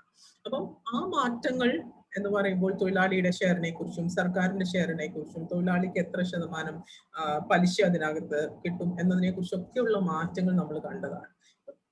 നിയമ പിൻബലം ഇല്ലാതെ വരുമ്പോൾ അതുപോലും ആ എമൗണ്ട് പോലും ഏത് നിമിഷവും സർക്കാരിന്റെ താല്പര്യങ്ങൾക്ക് അനുസരിച്ച് മാറ്റപ്പെടാം. ഇപ്പോൾ കേന്ദ്ര സർക്കാർ എന്തെങ്കിലും, അല്ലെങ്കിൽ ഈ ലേബർ എന്ന് പറയുന്ന ലേബർ നിയമങ്ങൾ എന്ന് പറയുന്ന ഒരു കൺകറന്റ് വിഷയമാണെങ്കിൽ പോലും, എന്ന് പറയുമ്പോൾ സംസ്ഥാന ഗവൺമെന്റും തുല്യ പങ്കാളിത്തം ഉണ്ടെങ്കിൽ പോലും സംസ്ഥാന സർക്കാർ ഒരു നിയമം ഉണ്ടാക്കിയാൽ അത് ഗവർണർക്ക് കൊടുത്ത് ഗവർണർ രാഷ്ട്രപതിയുടെ കൺസെന്റ് ഉണ്ടായാൽ രാഷ്ട്രപതി ഒപ്പിട്ടാൽ മാത്രമേ നിയമമാവുന്നുള്ളൂ. അപ്പം അവിടെ പോലും ഈ കൺകറന്റ് ആണെന്ന് പറഞ്ഞാൽ പോലും കൺകറന്റ് ആകണമെങ്കിൽ ഈ ഒരു പ്രോസസ്സിൽ കൂടി പോകണം. അതുകൊണ്ട് ഇവിടെ കേരളം പാസ്സാക്കിയ ഒരു നിയമം ഗവർണർ ഒപ്പിടണമെങ്കിൽ, രാഷ്ട്രപതി ഒപ്പിടണമെങ്കിൽ യാതൊരു തരത്തിലുള്ള, ഇപ്പൊ നമ്മൾ കണ്ടു കർഷക ബില്ല്, പഞ്ചാബിന്റെ കർഷക ബില്ല്, കേന്ദ്ര ഗവൺമെന്റ് നിയമത്തിന്റെ ബദലായി പഞ്ചാബ് കൊണ്ടുവന്ന കർഷക ബില്ല് രാഷ്ട്രപതി ഒപ്പിട്ടില്ല എന്ന് പറഞ്ഞ് പഞ്ചാബ് മുഖ്യമന്ത്രി ജന്തർ മന്ദിറിൽ നടത്തുന്ന സമരം നമ്മൾ കാണുന്നുണ്ട്. ഇതേ ഒരു അവസ്ഥ ഇനി തൊഴിൽ നിയമത്തിന്റെ കാര്യത്തിൽ എല്ലാ സംസ്ഥാനങ്ങൾക്കും വരാൻ പോവുകയാണ്. സംസ്ഥാനങ്ങളുടെ ഇഷ്ടാനുസരണം അത് നടക്കാൻ പറ്റാത്ത ഒരു സാഹചര്യത്തിലേക്ക് വരണം. അപ്പം ഇതൊക്കെ നമ്മളെ ഒരു ഭയപ്പെടുത്തുന്ന ഒരു സാഹചര്യത്തിലേക്കാണ് വരുന്നത്. അപ്പം നമ്മൾ എങ്ങനെയാണ് ഈ ഒരു അവസ്ഥയിൽ ഇത്തരം നിയമങ്ങളെ, അല്ലെങ്കിൽ ഇതിന്റെ ഭാഗമായിട്ടുണ്ടാകുന്ന അപ്പൊ ചിലപ്പം ഈ സമയത്ത് ഈ ഫണ്ടിങ്, ഏറ്റവും നമ്മൾ ഫണ്ടിങ്ങിനെ കുറിച്ച് ഭയപ്പെടേണ്ടതിന്റെ കാര്യം എന്ന് പറയുമ്പോൾ ടാക്സ് ലോസ്, ഇന്ത്യയിലെ ടാക്സ് ലോസ് ഇതേ സമയം തന്നെ പരിഷ്കരിക്കപ്പെട്ടുകൊണ്ടിരിക്കുകയാണ്. ടാക്സ് ലോസ് പരിഷ്കരിക്കപ്പെട്ടുകൊണ്ടിരിക്കുമ്പോഴേക്ക് ടാക്സ് ലോസിൽ സെസ്സിനെ കുറിച്ച് മാറ്റങ്ങൾ വന്നു. സെസ് കളക്ട് ചെയ്യാൻ പറ്റില്ല ഇത്തരം ആവശ്യങ്ങൾക്ക് എന്നുള്ള മാറ്റം വന്നു. അത് നമ്മളെ ബാധിക്കുമോ എന്ന് നമുക്ക് അറിയില്ല. അപ്പം ഇത്തരം ഒരുപാട് അവ്യക്തതകൾ ഈ ഒരു നിയമം നിലവിൽ വരുമ്പോൾ നമുക്ക് ഉണ്ടാവുകയാണ്. അപ്പൊ ഇതിന്റെ നമ്മള് പലപ്പോഴും ഈ നിയമങ്ങളെല്ലാം ഇവർ കൂട്ടിച്ചേർക്കുന്നു എന്ന് പറയുമ്പോഴും ഇതിനകത്ത് പല നിയമങ്ങളിലും വ്യക്തതയില്ലാത്തതുകൊണ്ട് തന്നെ ആ നിയമത്തെ തന്നെ വീണ്ടും റെഫർ ചെയ്യൂ എന്ന് പോലും ഇവർ ഇത് പറയുന്നുണ്ട്. അത്ര വിഡിതമാണ് പല സ്ഥലത്തും ഇവർ ഉപയോഗിച്ചിരിക്കുന്നത്. അപ്പം ഈ ഇൻഡസ്ട്രിയൽ റിലേഷൻസ് കോഡ്, അത് നിങ്ങൾ പഠിക്കുമ്പോൾ മനസ്സിലാക്കും. ഇൻഡസ്ട്രിയൽ റിലേഷൻസ് കോഡിൽ ഏറ്റവും മെർജ് ചെയ്തിരിക്കുന്ന ഏറ്റവും പ്രധാനപ്പെട്ട ഒരു ആക്ടാണ് ID ആക്ട്. അപ്പം ഈ ഇൻഡസ്ട്രിയൽ ഡിസ്പ്യൂട്ട്സ് ആക്ട് അതിനകത്ത് മെർജ് ചെയ്യുമെങ്കിലും ഇതിനകത്ത് അവർ പറഞ്ഞിട്ടുണ്ട് ID ആക്ട് നിങ്ങൾ റെഫർ ചെയ്യൂ, ID ആക്ടിൽ വരാത്തവരാണ് അസംഘടിത മേഖലയിൽ ഉൾപ്പെടുത്തിയിരിക്കുന്നത് എന്ന് പറയുമ്പോൾ ID ആക്ട് നിലവിലില്ല രാജ്യത്ത്. പക്ഷെ അവര് ഈ നിയമത്തിൽ ID ആക്ടിനെ കുറിച്ച് നിങ്ങൾ ID ആക്ട് റെഫർ ചെയ്യൂ എന്ന് പറയുന്ന അത്തരം ചില എന്ന് പറയുമ്പോൾ ഒരു ബേസിക് കൺസ്ട്രക്ഷനിൽ ഉണ്ടായ ഫ്ലോപ്പുകൾ വളരെ വ്യക്തമാണ് പല സ്ഥലത്തും.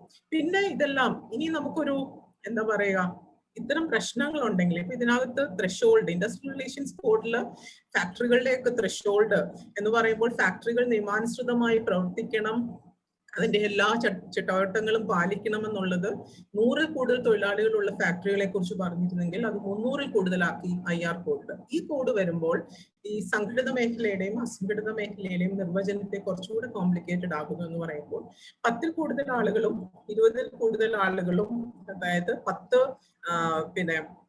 പവർ ഉപയോഗിച്ചും 20 പവർ ഇല്ലാതെയും ഉള്ള ഫാക്ടറികളെ കുറിച്ച് പറയുമ്പോൾ ഇത് 20-ഉം 40-ഉം ആക്കി. മീൻസ് പവർ ഇല്ലാത്ത ആൾക്കാരും പവർ ഇല്ലാത്ത ഫാക്ടറി സെറ്റപ്പും പവർ ഉള്ള ഫാക്ടറി സെറ്റപ്പ് അത് ഇരട്ടിയാക്കി. അതുപോലെ തന്നെ ഒരു കോൺട്രാക്ടറിന് നേരത്തെ 20-ൽ കൂടുതൽ തൊഴിലാളികൾ തങ്ങളുടെ കൈവശം ഉണ്ടെങ്കിൽ രജിസ്ട്രേഷൻ ഇല്ലാതെ, ഒഫീഷ്യൽ രജിസ്ട്രേഷൻ ഇല്ലാതെ ഒരു കോൺട്രാക്ടറിനും കോൺട്രാക്ടിങ് നടത്താൻ പറ്റില്ല എന്നുള്ളത് 50 ആക്കിയതിന്റെ പരിധി എന്ന് പറയുമ്പോൾ എല്ലാവർക്കും 50-ൽ താഴെ ഉണ്ടെങ്കിൽ അവർ ആരോടും ലയബിൾ അല്ല. അപ്പം ഇത്തരം മാറ്റങ്ങൾ കൊണ്ടുവരിക എന്ന് പറയുമ്പോൾ തൊഴിൽദാതാക്കളുടെ ശക്തമായ ഒരു ലോബി, ഏറ്റവും കുറച്ച് ആനുകൂല്യം അവിടെ. അതുകൊണ്ടാണ് നമ്മൾ കണ്ടത് കൊറോണ ഇങ്ങോട്ട് വന്ന് മൂർധന്യാവസ്ഥയിൽ എത്തിയിരിക്കുമ്പോൾ തൊഴിൽ സമയം 12 മണിക്കൂറും ഒക്കെ ഒറ്റയടിക്ക് സംസ്ഥാനങ്ങൾ കൂട്ടുന്ന രീതി കണ്ടു. അപ്പം തൊഴിൽദാതാക്കളുടെ ഒരു ശക്തമായ ലോബി തൊഴിലാളികളുടെ ആനുകൂല്യങ്ങൾ കുറയ്ക്കണമെന്ന് ശക്തമായി എന്നാൽ മാത്രമേ ഈസ് ഓഫ് ഡൂയിങ് ബിസിനസ് ഇവിടെ സാധ്യമാകൂ എന്നുള്ളത് നിരന്തരം ധരിപ്പിച്ചുകൊണ്ടിരിക്കുന്ന ഒരു കാലഘട്ടത്തിലാണ് നമ്മൾ ഈ നിയമത്തെ കുറിച്ച് ചർച്ച ചെയ്യുന്നത്. അങ്ങനെ ചർച്ച ചെയ്യുന്ന ഒരു കാലഘട്ടത്തിൽ അതിന്റെ അപകടങ്ങൾ എന്താണ് സാധാരണക്കാർക്ക് സംഭവിക്കാൻ പോകുന്നത്, എവിടെയാണ് ഒരു കോമൺ പ്രക്ഷോഭം അല്ലെങ്കിൽ കോമൺ ഐക്യത രൂപപ്പെടേണ്ടത്, ഇതിനെക്കുറിച്ച് നമ്മൾ ചിന്തിച്ചുകൊണ്ട് വേണം നമ്മൾ ഈ നിയമത്തിന്റെ പരിമിതികളെ മനസ്സിലാക്കുവാനും ആ നിയമം ഏൽപ്പിക്കാൻ പോകുന്ന പ്രത്യാഘാതങ്ങളെ തിരിച്ചറിയാനും എന്ന് മാത്രം പറഞ്ഞുകൊണ്ട് ഞാൻ എൻ്റെ പ്രസന്റേഷൻ അവസാനിപ്പിക്കുന്നു. തുടർന്ന് നമുക്ക് ചോദ്യങ്ങളാവും. ഇപ്പോൾ നമ്മൾ EPF act, ESI act, gratuity act ഇതൊക്കെ ഇല്ലാതാവുകയും ഇതിലെ അതിന്റെ റൂൾസ് അല്ലെങ്കിൽ ഇതിലത് ഇൻകോർപ്പറേറ്റ് ചെയ്യുകയും ചെയ്തു. അപ്പോൾ ഇപ്പോൾ തൊഴിലാളിക്ക് കിട്ടിക്കൊണ്ടിരിക്കുന്ന എല്ലാ ആനുകൂല്യങ്ങളും തുടർന്ന് കിട്ടുമെന്ന് തന്നെ കരുതാൻ എന്തെങ്കിലും ബുദ്ധിമുട്ടുണ്ടാവോ? അതൊന്നും നമുക്ക് ഇപ്പോഴത്തെ സാഹചര്യത്തിൽ പറയാൻ പറ്റില്ല. കാരണം ആക്ട് നിലവിലില്ലാതാകുന്നതോടുകൂടി അത് സ്കീംസ് ആയിട്ട് മാത്രമാകുന്നു. അപ്പൊ ആ സ്കീമിന് ആക്ടിന്റെ ഒരു പിൻബലം കിട്ടണം എന്ന് ഒരു നിർബന്ധവും ഇല്ല. അപ്പൊ ഏത് തരത്തിലും അതിനെ പരിഷ്കരിക്കാൻ സർക്കാരിന് സാധിക്കുമെന്നുള്ളതാണ് അതിന്റെ പ്രത്യേകത. അപ്പം അത് നമ്മൾ എന്തോ പ്രതീക്ഷിച്ചിരിക്കാം. മാറ്റിയില്ലെങ്കിൽ നമുക്ക് ഏറ്റവും സന്തോഷം, പക്ഷെ മാറ്റിയാൽ പ്രക്ഷോഭം എന്നുള്ളതാണല്ലോ തൊഴിലാളി സംഘടനകളുടെ മൊത്തത്തിൽ. അപ്പം ഇതിനകത്തൊരു ഏറ്റവും രസം ഞാൻ നേരത്തെ പറഞ്ഞല്ലോ, ഈ 5 ഡ്രാഫ്റ്റ് വന്നിരുന്നു. അപ്പൊ 5 ഡ്രാഫ്റ്റ് വന്നിരുന്നതിൽ അതുകൂടെ നമ്മൾ മനസ്സിലാക്കണം. നമ്മളൊരു അസംഘടിത കോണ്ടെക്സ്റ്റിൽ നിൽക്കുന്നവരായതുകൊണ്ട് നമുക്ക് കുറച്ചും കൂടെ മനസ്സിലാവും. EPF, ESI ബോൺഡ്സിനൊക്കെ ഒരുപാട് പൈസയുണ്ട്, അതിനകത്ത് യൂട്ടിലൈസ് ചെയ്യപ്പെടാത്ത ഒരുപാട് പൈസയുണ്ട്. സർക്കാർ മുന്നോട്ട് വന്നു കൊണ്ടുവന്ന ഒരു സജഷൻ ആയിരുന്നു അതിലുള്ള ബാക്കി പൈസ അസംഘടിത മേഖലയ്ക്ക് വേണ്ടി നൽകാം എന്നുള്ളൊരു ധാരണയുണ്ടായിരുന്നു. പക്ഷെ ആ വ്യവസ്ഥയെ ഇവിടുത്തെ മുഴുവൻ മെയിൻ സ്ട്രീം യൂണിയൻസും എതിർത്തു. പറ്റില്ല, പാടില്ല, അത് സംഘടിത തൊഴിലാളിയുടെ അവകാശമാണ്, ഒരു തരത്തിലും അത് അസംഘടിത തൊഴിലാളിക്ക് കൊടുക്കാൻ പറ്റില്ല എന്ന് പറഞ്ഞു വാദിച്ചു. അങ്ങനെ ആ വ്യവസ്ഥ എടുത്തു, പ്രത്യേകിച്ചും PMS ഒക്കെ വളരെ സ്ട്രോങ് ആയി വാദിച്ചു ആ സമയത്ത്. അപ്പൊ അങ്ങനെ ആ വ്യവസ്ഥ എടുത്തു മാറ്റപ്പെട്ടു. അപ്പൊ എന്ന് പറയുമ്പോൾ പക്ഷേ EPF-ഉം ESI-യും കോർപ്പറേഷനും ബോർഡുമായി രൂപാന്തരപ്പെടും. പക്ഷെ ഇപ്പോഴും അതിന്റെ ഫണ്ടിങ്ങിനെ കുറിച്ച് വ്യക്തതയില്ല, അതെങ്ങനെ ഉപയോഗിക്കപ്പെടും എന്നുള്ളത് നമുക്ക് വ്യക്തതയില്ല. അപ്പം അതുകൊണ്ട് തന്നെ എന്ത് മാറ്റവും നമുക്ക് പ്രതീക്ഷിക്കാം ഭാവിയിൽ. അതാണ് അതിന്റെ ഒരു ഇന്നത്തെ അവസ്ഥ. അതിന്റെ കോൺട്രിബ്യൂഷൻ പക്ഷെ അസംഘടിത മേഖലയ്ക്ക് പോയി, അത് തീരുമാനിക്കപ്പെട്ടു. അതുകൊണ്ടാണ് ഈ പറഞ്ഞ ക്ലോസ് 44-ൽ പറയുന്നത് എന്തെങ്കിലും ബാക്കി അണ്ടർ യൂട്ടിലൈസ്ഡ് ഉണ്ടെങ്കിൽ നിങ്ങൾക്ക് ഉപയോഗിക്കാം എന്നുള്ള ഒരു ക്ലോസിലേക്ക് അത് മാറ്റപ്പെട്ടു. നമുക്ക് ഇപ്പൊ നിലവിൽ കേരളത്തിൽ മറ്റ് സംസ്ഥാനങ്ങളെക്കാൾ മെച്ചപ്പെട്ട ഒരു ക്ഷേമനിധി സംവിധാനങ്ങളും സോഷ്യൽ സെക്യൂരിറ്റി സംവിധാനങ്ങളും ഒക്കെ നിലവിലുണ്ട്. ഇത് ഇപ്പൊ ഈ ലേബർ കോഡ്, പുതിയ കോഡ് നടപ്പിലാക്കി കഴിഞ്ഞാൽ ഇതെല്ലാം എന്നേക്കുമായിട്ട് നഷ്ടപ്പെടും എന്നുള്ളതാണോ നമ്മൾ മനസ്സിലാക്കേണ്ടത്?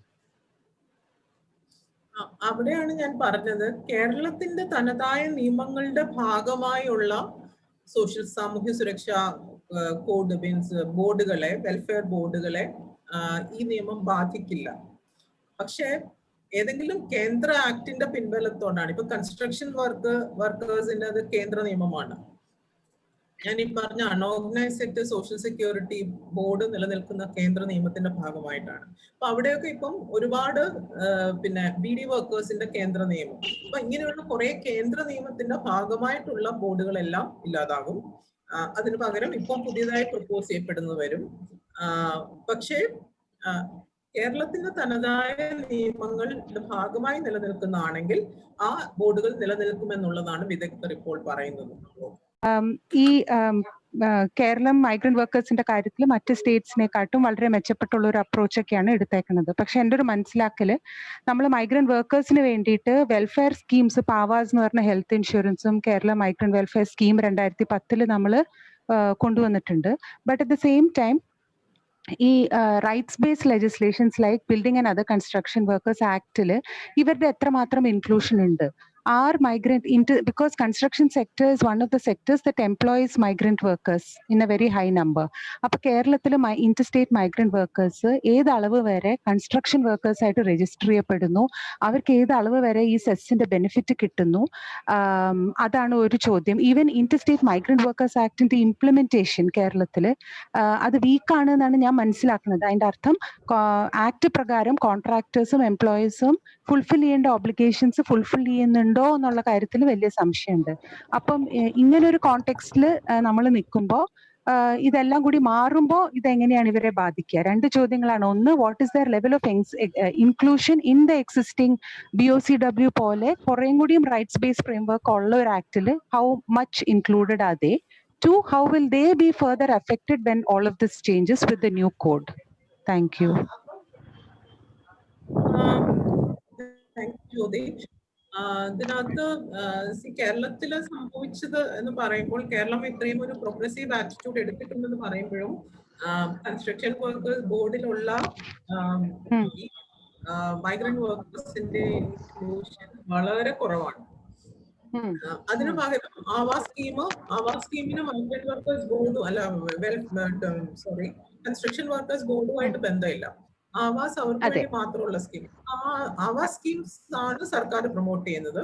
മറിച്ച് കൺസ്ട്രക്ഷൻ വർക്കേഴ്സ് ബോർഡിൽ ഇവിടെ വളരെ കുറച്ച് ശതമാനം ആൾക്കാരെ മാത്രം. അപ്പം ഇപ്പം കേന്ദ്ര ഗവൺമെന്റ് ഒരു ഗൈഡ് ലൈൻ ഇറക്കിയിട്ടുണ്ട്. Mission board means four construction workers എന്ന് പറഞ്ഞൊരു ഈ BOCW ഈ ബോർഡിന് വേണ്ടിയുള്ള ഒരു മിഷൻ മോഡ്, അത് ഒരു ഇംപ്ലിമെന്റ് ചെയ്യേണ്ട അടുത്ത ഒരു 3 monthsനുള്ളിൽ ഇംപ്ലിമെന്റ് ചെയ്യേണ്ട ഒരു മിഷൻ മോഡ് എന്ന് പറഞ്ഞൊരു ഗൈഡ് ലൈൻ ഇറക്കിയിട്ടുണ്ട്. അപ്പൊ ആ ഗൈഡ് ലൈൻ പറയുന്നത് ഈ ബോർഡില് മറ്റ് സംസ്ഥാനങ്ങളിൽ നിന്ന് ഏത് സംസ്ഥാനം, അതായത് തൊഴിൽ തേടി വരുന്ന സംസ്ഥാനങ്ങളിലേക്ക് ഇവരെ ഉൾപ്പെടുത്തണം. പിന്നെ അതിനകത്തൊരു പ്രത്യേക ക്ലോസ് പറയുന്നുണ്ട്. അതാണ് ഏറ്റവും പ്രധാനപ്പെട്ടതായിട്ട് എനിക്ക് തോന്നുന്നത്. പോർട്ടബിലിറ്റി ഓഫ് സോഷ്യൽ സെക്യൂരിറ്റി എന്ന് പറയുമ്പോൾ അവർ ഈ സംസ്ഥാനത്ത്, ഇപ്പം കേരളത്തിൽ 3 വർഷം ജോലി ചെയ്തുള്ളെങ്കിൽ 3 വർഷം കൊടുത്താൽ മതി നിങ്ങൾ സോഷ്യൽ സെക്യൂരിറ്റി. ബട്ട് ഈ സോഷ്യൽ സെക്യൂരിറ്റി ഒറീസയിൽ നിന്നാണോ ജാർഖണ്ഡിൽ നിന്നാണോ അവിടുത്തെ ബോർഡിലേക്ക് ഈ സോഷ്യൽ സെക്യൂരിറ്റി ട്രാൻസ്ഫർ ചെയ്യണം. അവരവിടെ പോയി തിരിച്ച് തൊഴിൽ ചെയ്ത് ജീവിക്കുവാണെങ്കിൽ ഇതിന്റെ വിഹിതം സർക്കാരിന്റെയും തൊഴിലാളിയുടെയും വിഹിതം അങ്ങോട്ടേക്ക് ട്രാൻസ്ഫർ ചെയ്യുമ്പോൾ അവർക്ക് അവരുടെ 60ാമത്തെ വയസ്സിൽ ഒരു സോഷ്യൽ സെക്യൂരിറ്റി എന്ന് പറയുന്ന ഒരു സങ്കല്പം അത് യാഥാർത്ഥ്യമാകുന്ന ഒരു അവസ്ഥ. അപ്പം പോർട്ടബിലിറ്റി ഓഫ് സോഷ്യൽ സെക്യൂരിറ്റി എന്ന് പറഞ്ഞൊരു ആശയം ഈ മിഷൻ മോഡിൽ കാര്യമായി കേന്ദ്ര സർക്കാർ മുന്നോട്ട് വെച്ചിട്ടുണ്ട് ആശയം. പക്ഷെ അത് പ്രാവർത്തികമാക്കണമെങ്കിൽ ഒരുപാട് പണികൾ കേരള സർക്കാർ എടുത്തേ പറ്റുള്ളൂ. അപ്പം കഴിഞ്ഞ ഈ ബിൽഡിംഗ് ആൻഡ് കൺസ്ട്രക്ഷൻ വർക്കേഴ്സ് ബോർഡിന്റെ ഒരു മീറ്റിംഗ് ഉണ്ടായിരുന്നു. അപ്പൊ ആ ബോർഡ് മിഷൻ ബോർഡ് ചർച്ച ചെയ്യാനായിട്ട്. അപ്പൊ അതിനകത്ത് നമ്മൾ ഈ വിഷയം ഉയർത്തി. അപ്പം ഞാൻ പ്രപ്പോസ് ചെയ്തത് കേരളം ഇതിനൊരു മോഡലാകണം. ശരിക്കും കേരളത്തിൽ അതിനുള്ള സാധ്യതകളുണ്ട്. അപ്പം പരമാവധി അന്ന് പറയുമ്പോൾ കൺസ്ട്രക്ഷൻ വർക്കേഴ്സിനെ മാത്രമല്ല അല്ലാത്ത മൈഗ്രന്റ് വർക്കേഴ്സിനെ ഇതിനകത്ത് ഉൾപ്പെടുത്തണം എന്ന് അവർ പറയുന്നുണ്ട്. പക്ഷെ കേരളം ഒട്ടും ചെയ്തിട്ടില്ല ഇതുവരെ. അപ്പം അങ്ങനെ ഒരു ചെയ്യണമെങ്കിൽ കുറെ അധികം മുന്നോട്ട് പോകേണ്ടിയിരിക്കുന്നു. കുറച്ചും കൂടി ഇൻക്ലൂസീവ് ആയിട്ടുള്ള ഒരു ആറ്റിറ്റ്യൂഡ് ഉണ്ടായാൽ മാത്രമേ അത്തരം ഒരു സ്കീം, അത് ഞാൻ പറയുന്ന സോഴ്സും, അതായത് അവരുടെ സംസ്ഥാനവും അവർ തൊഴിൽ വരുന്ന സംസ്ഥാനവും തമ്മിലുള്ള ഒരു ബന്ധം, അത് തമ്മിലുള്ള ഒരു MOU മെമ്മോറാണ്ടം ഓഫ് അണ്ടർസ്റ്റാൻഡിങ്ങോ എന്തെങ്കിലും രൂപപ്പെടുത്തിയാൽ മാത്രമേ അത്തരം ഒരു സംവിധാനം സാധ്യമാകുള്ളൂ. ഇനി ഒരു അടുത്ത ലെവലിൽ നമ്മൾ ശ്രമിക്കേണ്ടത്, ഈ മൈഗ്രന്റ് വർക്കേഴ്സിലുള്ള സംഘടനകളൊക്കെ ശ്രമിക്കേണ്ടത് ഇത്തരം ഒരു മാറ്റം കൊണ്ടുവരാനാണ്. അത് കേരളത്തിന് എനിക്ക് ഉറപ്പുണ്ട്, കേരളം വിചാരിച്ചാൽ തീർച്ചയായിട്ടും മുൻകൈ എടുക്കാൻ പറ്റും. പക്ഷെ വിചാരിക്കണം. അപ്പൊ ഇവിടുത്തെ തൊഴിലാളികൾ ആ മീറ്റിംഗിൽ ഇവിടുത്തെ സ്ട്രോങ് തൊഴിലാളി യൂണിയനുകൾ പറഞ്ഞത് നമ്മുടെ ആനുകൂല്യങ്ങൾ മറ്റ് സംസ്ഥാനങ്ങളിലെ തൊഴിലാളികൾക്ക് കൊടുക്കാൻ പറ്റുമോ എന്നൊരു ചോദ്യം അവർ ഉന്നയിച്ചു. എനിക്ക് ഭയങ്കര സങ്കടം തോന്നി ആ ചോദ്യം കേട്ടപ്പോൾ. നമ്മുടെ ആനുകൂല്യം അവർ പണിയെടുത്താണ് അവരുടെ കോൺട്രിബ്യൂഷൻ ആണ് ഇന്ന് കേരളത്തിൽ എംപ്ലോയ്മെന്റിൽ ഏറ്റവും പ്രധാനപ്പെട്ട കോൺട്രിബ്യൂഷൻ. അതിനെ അംഗീകരിക്കാൻ സംസ്ഥാനം ഇതുവരെ തയ്യാറായിട്ടില്ല. അങ്ങനെ ഒരു സിസ്റ്റം സംസ്ഥാനത്തിന് ഇല്ല. അവർ ചെയ്യുന്ന വർക്ക് എത്രമാത്രമാണ് സംസ്ഥാനത്തിന്റെ സാമ്പത്തിക നിലനിൽപ്പിൽ ഈ കുടിയേറ്റ മൈഗ്രന്റ് വർക്കേഴ്സിന്റെ കോൺട്രിബ്യൂഷൻ എത്രമാത്രം എന്ന് പറയാനുള്ള ഒരു കണക്കെടുപ്പ് സംവിധാനം പോലും കേരളത്തിലില്ല. പിന്നെ എങ്ങനെയാണ് കേരളം ഈ ഒരു വാദം ഉന്നയിക്കുന്നത് എന്നുള്ളത് ഭയങ്കര കോൺട്രഡിക്ടറി ആണ്. ഇത്തരം ഒരു വാദം തന്നെ അങ്ങനെയാണ് ഇപ്പോൾ നിലനിൽക്കുന്നത്. പക്ഷെ അത് നമ്മൾ ചർച്ച ചെയ്ത് ഈവൻ മെയിൻ സ്ട്രീം യൂണിയനുകൾ പോലും ചർച്ച ചെയ്ത് മാറ്റേണ്ടിയിരിക്കുന്നു ആ ഒരു ചിന്താധാര തന്നെ. ഈ നമ്മുടെ building and other construction workers welfare ബോർഡിലെ നമ്മുടെ മൈഗ്രൈൻ തൊഴിലാളികളെ രജിസ്ട്രേഷൻ ക്ഷേമനിധി രജിസ്ട്രേഷൻ ചെയ്യുന്നതിന് സർക്കാർ തലത്തിൽ വളരെ വലിയ പ്രവർത്തനങ്ങൾ ഉണ്ടായിരുന്നു. പക്ഷേ ഇതിനെ ഒന്ന് മോണിറ്റർ ചെയ്യാൻ അതല്ലെങ്കിൽ ഇതിനെ ഒന്ന് കോർഡിനേറ്റ് ചെയ്യാനും മറ്റു കാര്യങ്ങളും ചെയ്യുന്നതിന് വേണ്ടിയിട്ട് മറ്റ് സംവിധാനങ്ങൾ ഒരുക്കിയില്ല എന്നുള്ളതാണ് നമ്മൾ മനസ്സിലാക്കുന്നത്. നമ്മുടെ തദ്ദേശീയരായിട്ടുള്ള തൊഴിലാളികളെ രജിസ്റ്റർ ചെയ്യുമ്പോൾ വേണ്ടുന്നതായിട്ടുള്ള നിരവധി രേഖകളും കാര്യങ്ങളും ഒക്കെ ഉണ്ടായിരുന്നു. ഇന്റർവ്യൂ മറ്റുമായി ബന്ധപ്പെട്ടുന്ന രേഖകളും ഒക്കെ ആവശ്യപ്പെടുമ്പോൾ ഈ നമ്മുടെ അതിഥി തൊഴിലാളികളെ സംബന്ധിച്ച് അവരുടെ ഒരു നിസ്സാരമായിട്ടുള്ള ചെറിയ രേഖകളും അല്ലെങ്കിൽ അവരുടെ തെളിവുകളോ ഐഡികളോ മറ്റും കാര്യങ്ങളോ ഉണ്ടെങ്കിൽ മാത്രം മതി അവരെ രജിസ്റ്റർ ചെയ്യാനായിട്ട്, അവരെ ഈ പറഞ്ഞ സോഷ്യൽ സെക്യൂരിറ്റിയിൽ ക്ഷേമനിധിയിൽ രജിസ്റ്റർ ചെയ്യാൻ സാധിക്കുമായിരുന്നു. അങ്ങനെയുള്ള വളരെ സുതാര്യമായിട്ടുള്ള അവസരം കൊടുത്തിട്ട് പോലും അത് സാധിച്ചില്ല. അതെന്താണ് അങ്ങനെ വന്നത്? അതിനാരാണ് അതിന് ഉത്തരവാദികൾ?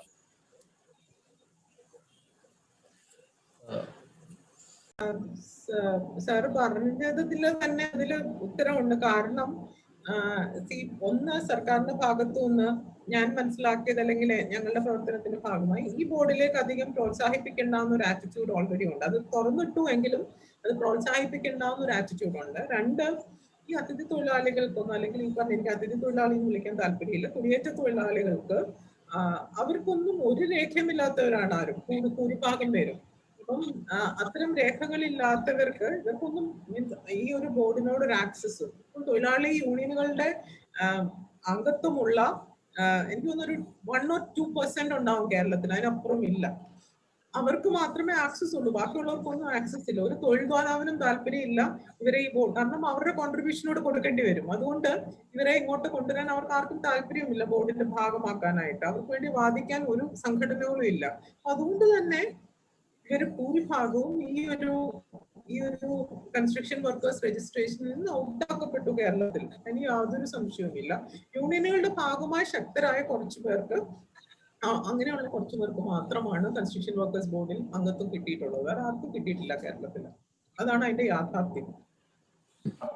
സോണിയ മാഡം, ഞാനത് ഈ എംപ്ലോയി സ്റ്റേറ്റ് ഇൻഷുറൻസ് സ്കീമിലേക്ക് അസംഘടിത അൺഓർഗനൈസ്ഡ് സെക്ടറിലെ കംപ്ലീറ്റ് ഒഴിവാക്കുന്നുണ്ടോ അല്ലെങ്കിൽ ഓർഗനൈസ്ഡ് സെക്ടർ മാത്രമാണോ? ഈ ESI നിയമം എപ്പോഴും ഞാൻ പറഞ്ഞത് അവ്യക്തമാണ്. അതിനകത്ത് ഞാൻ പറഞ്ഞ 44-ാം നമ്മൾ ഈ സാമൂഹ്യ സുരക്ഷാ കോഡ് വായിച്ചു നോക്കിയാൽ മനസ്സിലാക്കും. 44-ാമത്തെയും 45-ാമത്തെയും ക്ലോസിനകത്താണ് പറഞ്ഞിരിക്കുന്നത് അതർ ബെനിഫിഷ്യറീസ്, ഇതുവരെ നിലവിലില്ലാത്ത മറ്റ് ബെനിഫിഷ്യറീസിനെ നമുക്ക് ഉൾപ്പെടുത്താൻ പറ്റുമെന്നുള്ള എന്ന് പറയുമ്പോൾ അങ്ങനെയുള്ളവരെ വേണമെങ്കിൽ ബാക്കിയുള്ള എന്തെങ്കിലും ഉണ്ടെങ്കിൽ യൂസർ ഫീ കൊടുത്ത് അവർക്ക് ഉപയോഗിക്കാം എന്ന് പറയുന്നുണ്ട്. അസംഘടിത മേഖലയ്ക്ക് വേണ്ടി ഇത് ഉപയോഗിക്കാം എന്ന് പറയുന്നുണ്ട്. പക്ഷെ നേരത്തെ ഒരു പ്രത്യേകത ഉണ്ടായിരുന്നു, നമ്മൾ ആവശ്യപ്പെട്ടുകൊണ്ടിരുന്നത് നിയമം, നിലവിലുള്ള നിയമം ESI നിയമം അമെൻഡ് ചെയ്താൽ അസംഘടിത മേഖല, ഇപ്പം കൺസ്ട്രക്ഷൻ വർക്കേഴ്സ്, അതുപോലെ തന്നെ ഓട്ടോറിക്ഷ തൊഴിലാളികള്, കാർഷിക തൊഴിലാളികള്, അങ്ങനെയുള്ളവരെയൊക്കെ നമുക്ക് ഉൾപ്പെടുത്താം. പക്ഷെ നിയമം അമെൻഡ് ചെയ്യണം, എന്നാൽ മാത്രമേ നമുക്കത് ഉൾപ്പെടുത്താൻ. കാരണം നിലവിലെ നിയമത്തിൽ അത് സാധ്യമല്ലായിരുന്നു. ഇപ്പം നിയമവും പോയി, ഈ സ്കീമായിട്ട് മാറ്റപ്പെട്ടു. അപ്പൊ പിന്നെ നമുക്ക് എങ്ങനെ, കാരണം ഇതിനകത്ത് അവർ പറയുന്നുണ്ട് ഈ ചാപ്റ്റർ 3 to 6 ഇത്രയും ചാപ്റ്റേഴ്സിലുള്ളവർ അസംഘടിത അതിന് പുറത്തുള്ളവരാണ് അസംഘടിത മേഖല എന്ന് പറയുന്നുണ്ട്, അതും എടുത്തു പറയുന്നുണ്ട്. അപ്പൊ ഇതെല്ലാം കൂടി ഇതെല്ലാം കോൺട്രഡിക്ടറി ആണ് ഇവർ ഈ കോഡിൽ പറയുന്നത്. അപ്പൊ അതുകൊണ്ട് എന്താണ് ഇതിന്റെ ഭാഗമായി ഇനി റൂൾസ് വരുമ്പോഴേ നമുക്ക് കുറച്ചുകൂടി വ്യക്തമാവുള്ളൂ ഇതെല്ലാം കൊണ്ട് അവർ എന്താ ഉദ്ദേശിച്ചിരിക്കുന്നത്. കാരണം കൃത്യമായി അവർ പറയുന്നുണ്ട് ചാപ്റ്റർ 3 to 6 എന്ന് പറയുമ്പോൾ EPF, ESI, maternity, gratuity, employees compensation ഇതൊന്നും അസംഘടിത മേഖലയ്ക്ക് ബാധകമല്ല എന്ന് അവർ പറയുന്നുണ്ട്. ഇപ്പുറത്ത് പറയുന്നുണ്ട്, ഈ 45ാമത്തെ ക്ലോസിൽ പറയുന്നുണ്ട് അസംഘടിത മേഖലയ്ക്ക് വേണമെങ്കിൽ ബാക്കിയുള്ള സാധനങ്ങൾ ഉപയോഗിക്കാമെന്ന് പറയുന്നുണ്ട്. ഇത് രണ്ടും ഒരു കോൺട്രഡിക്ടറി ആണ്. അപ്പം ഈ റൂൾസ് വരുമ്പം നമുക്ക് കാണാം എന്താണ് അവര് അതിനെ കുറിച്ച് ഉദ്ദേശിച്ചിരിക്കുന്നത്, അവര് യഥാർത്ഥത്തിൽ അർത്ഥമാക്കിയിരിക്കുന്നത് എന്താണെന്ന് റൂൾസ് വന്നാൽ മാത്രമേ നമുക്ക് പറയാൻ പറ്റുള്ളൂ.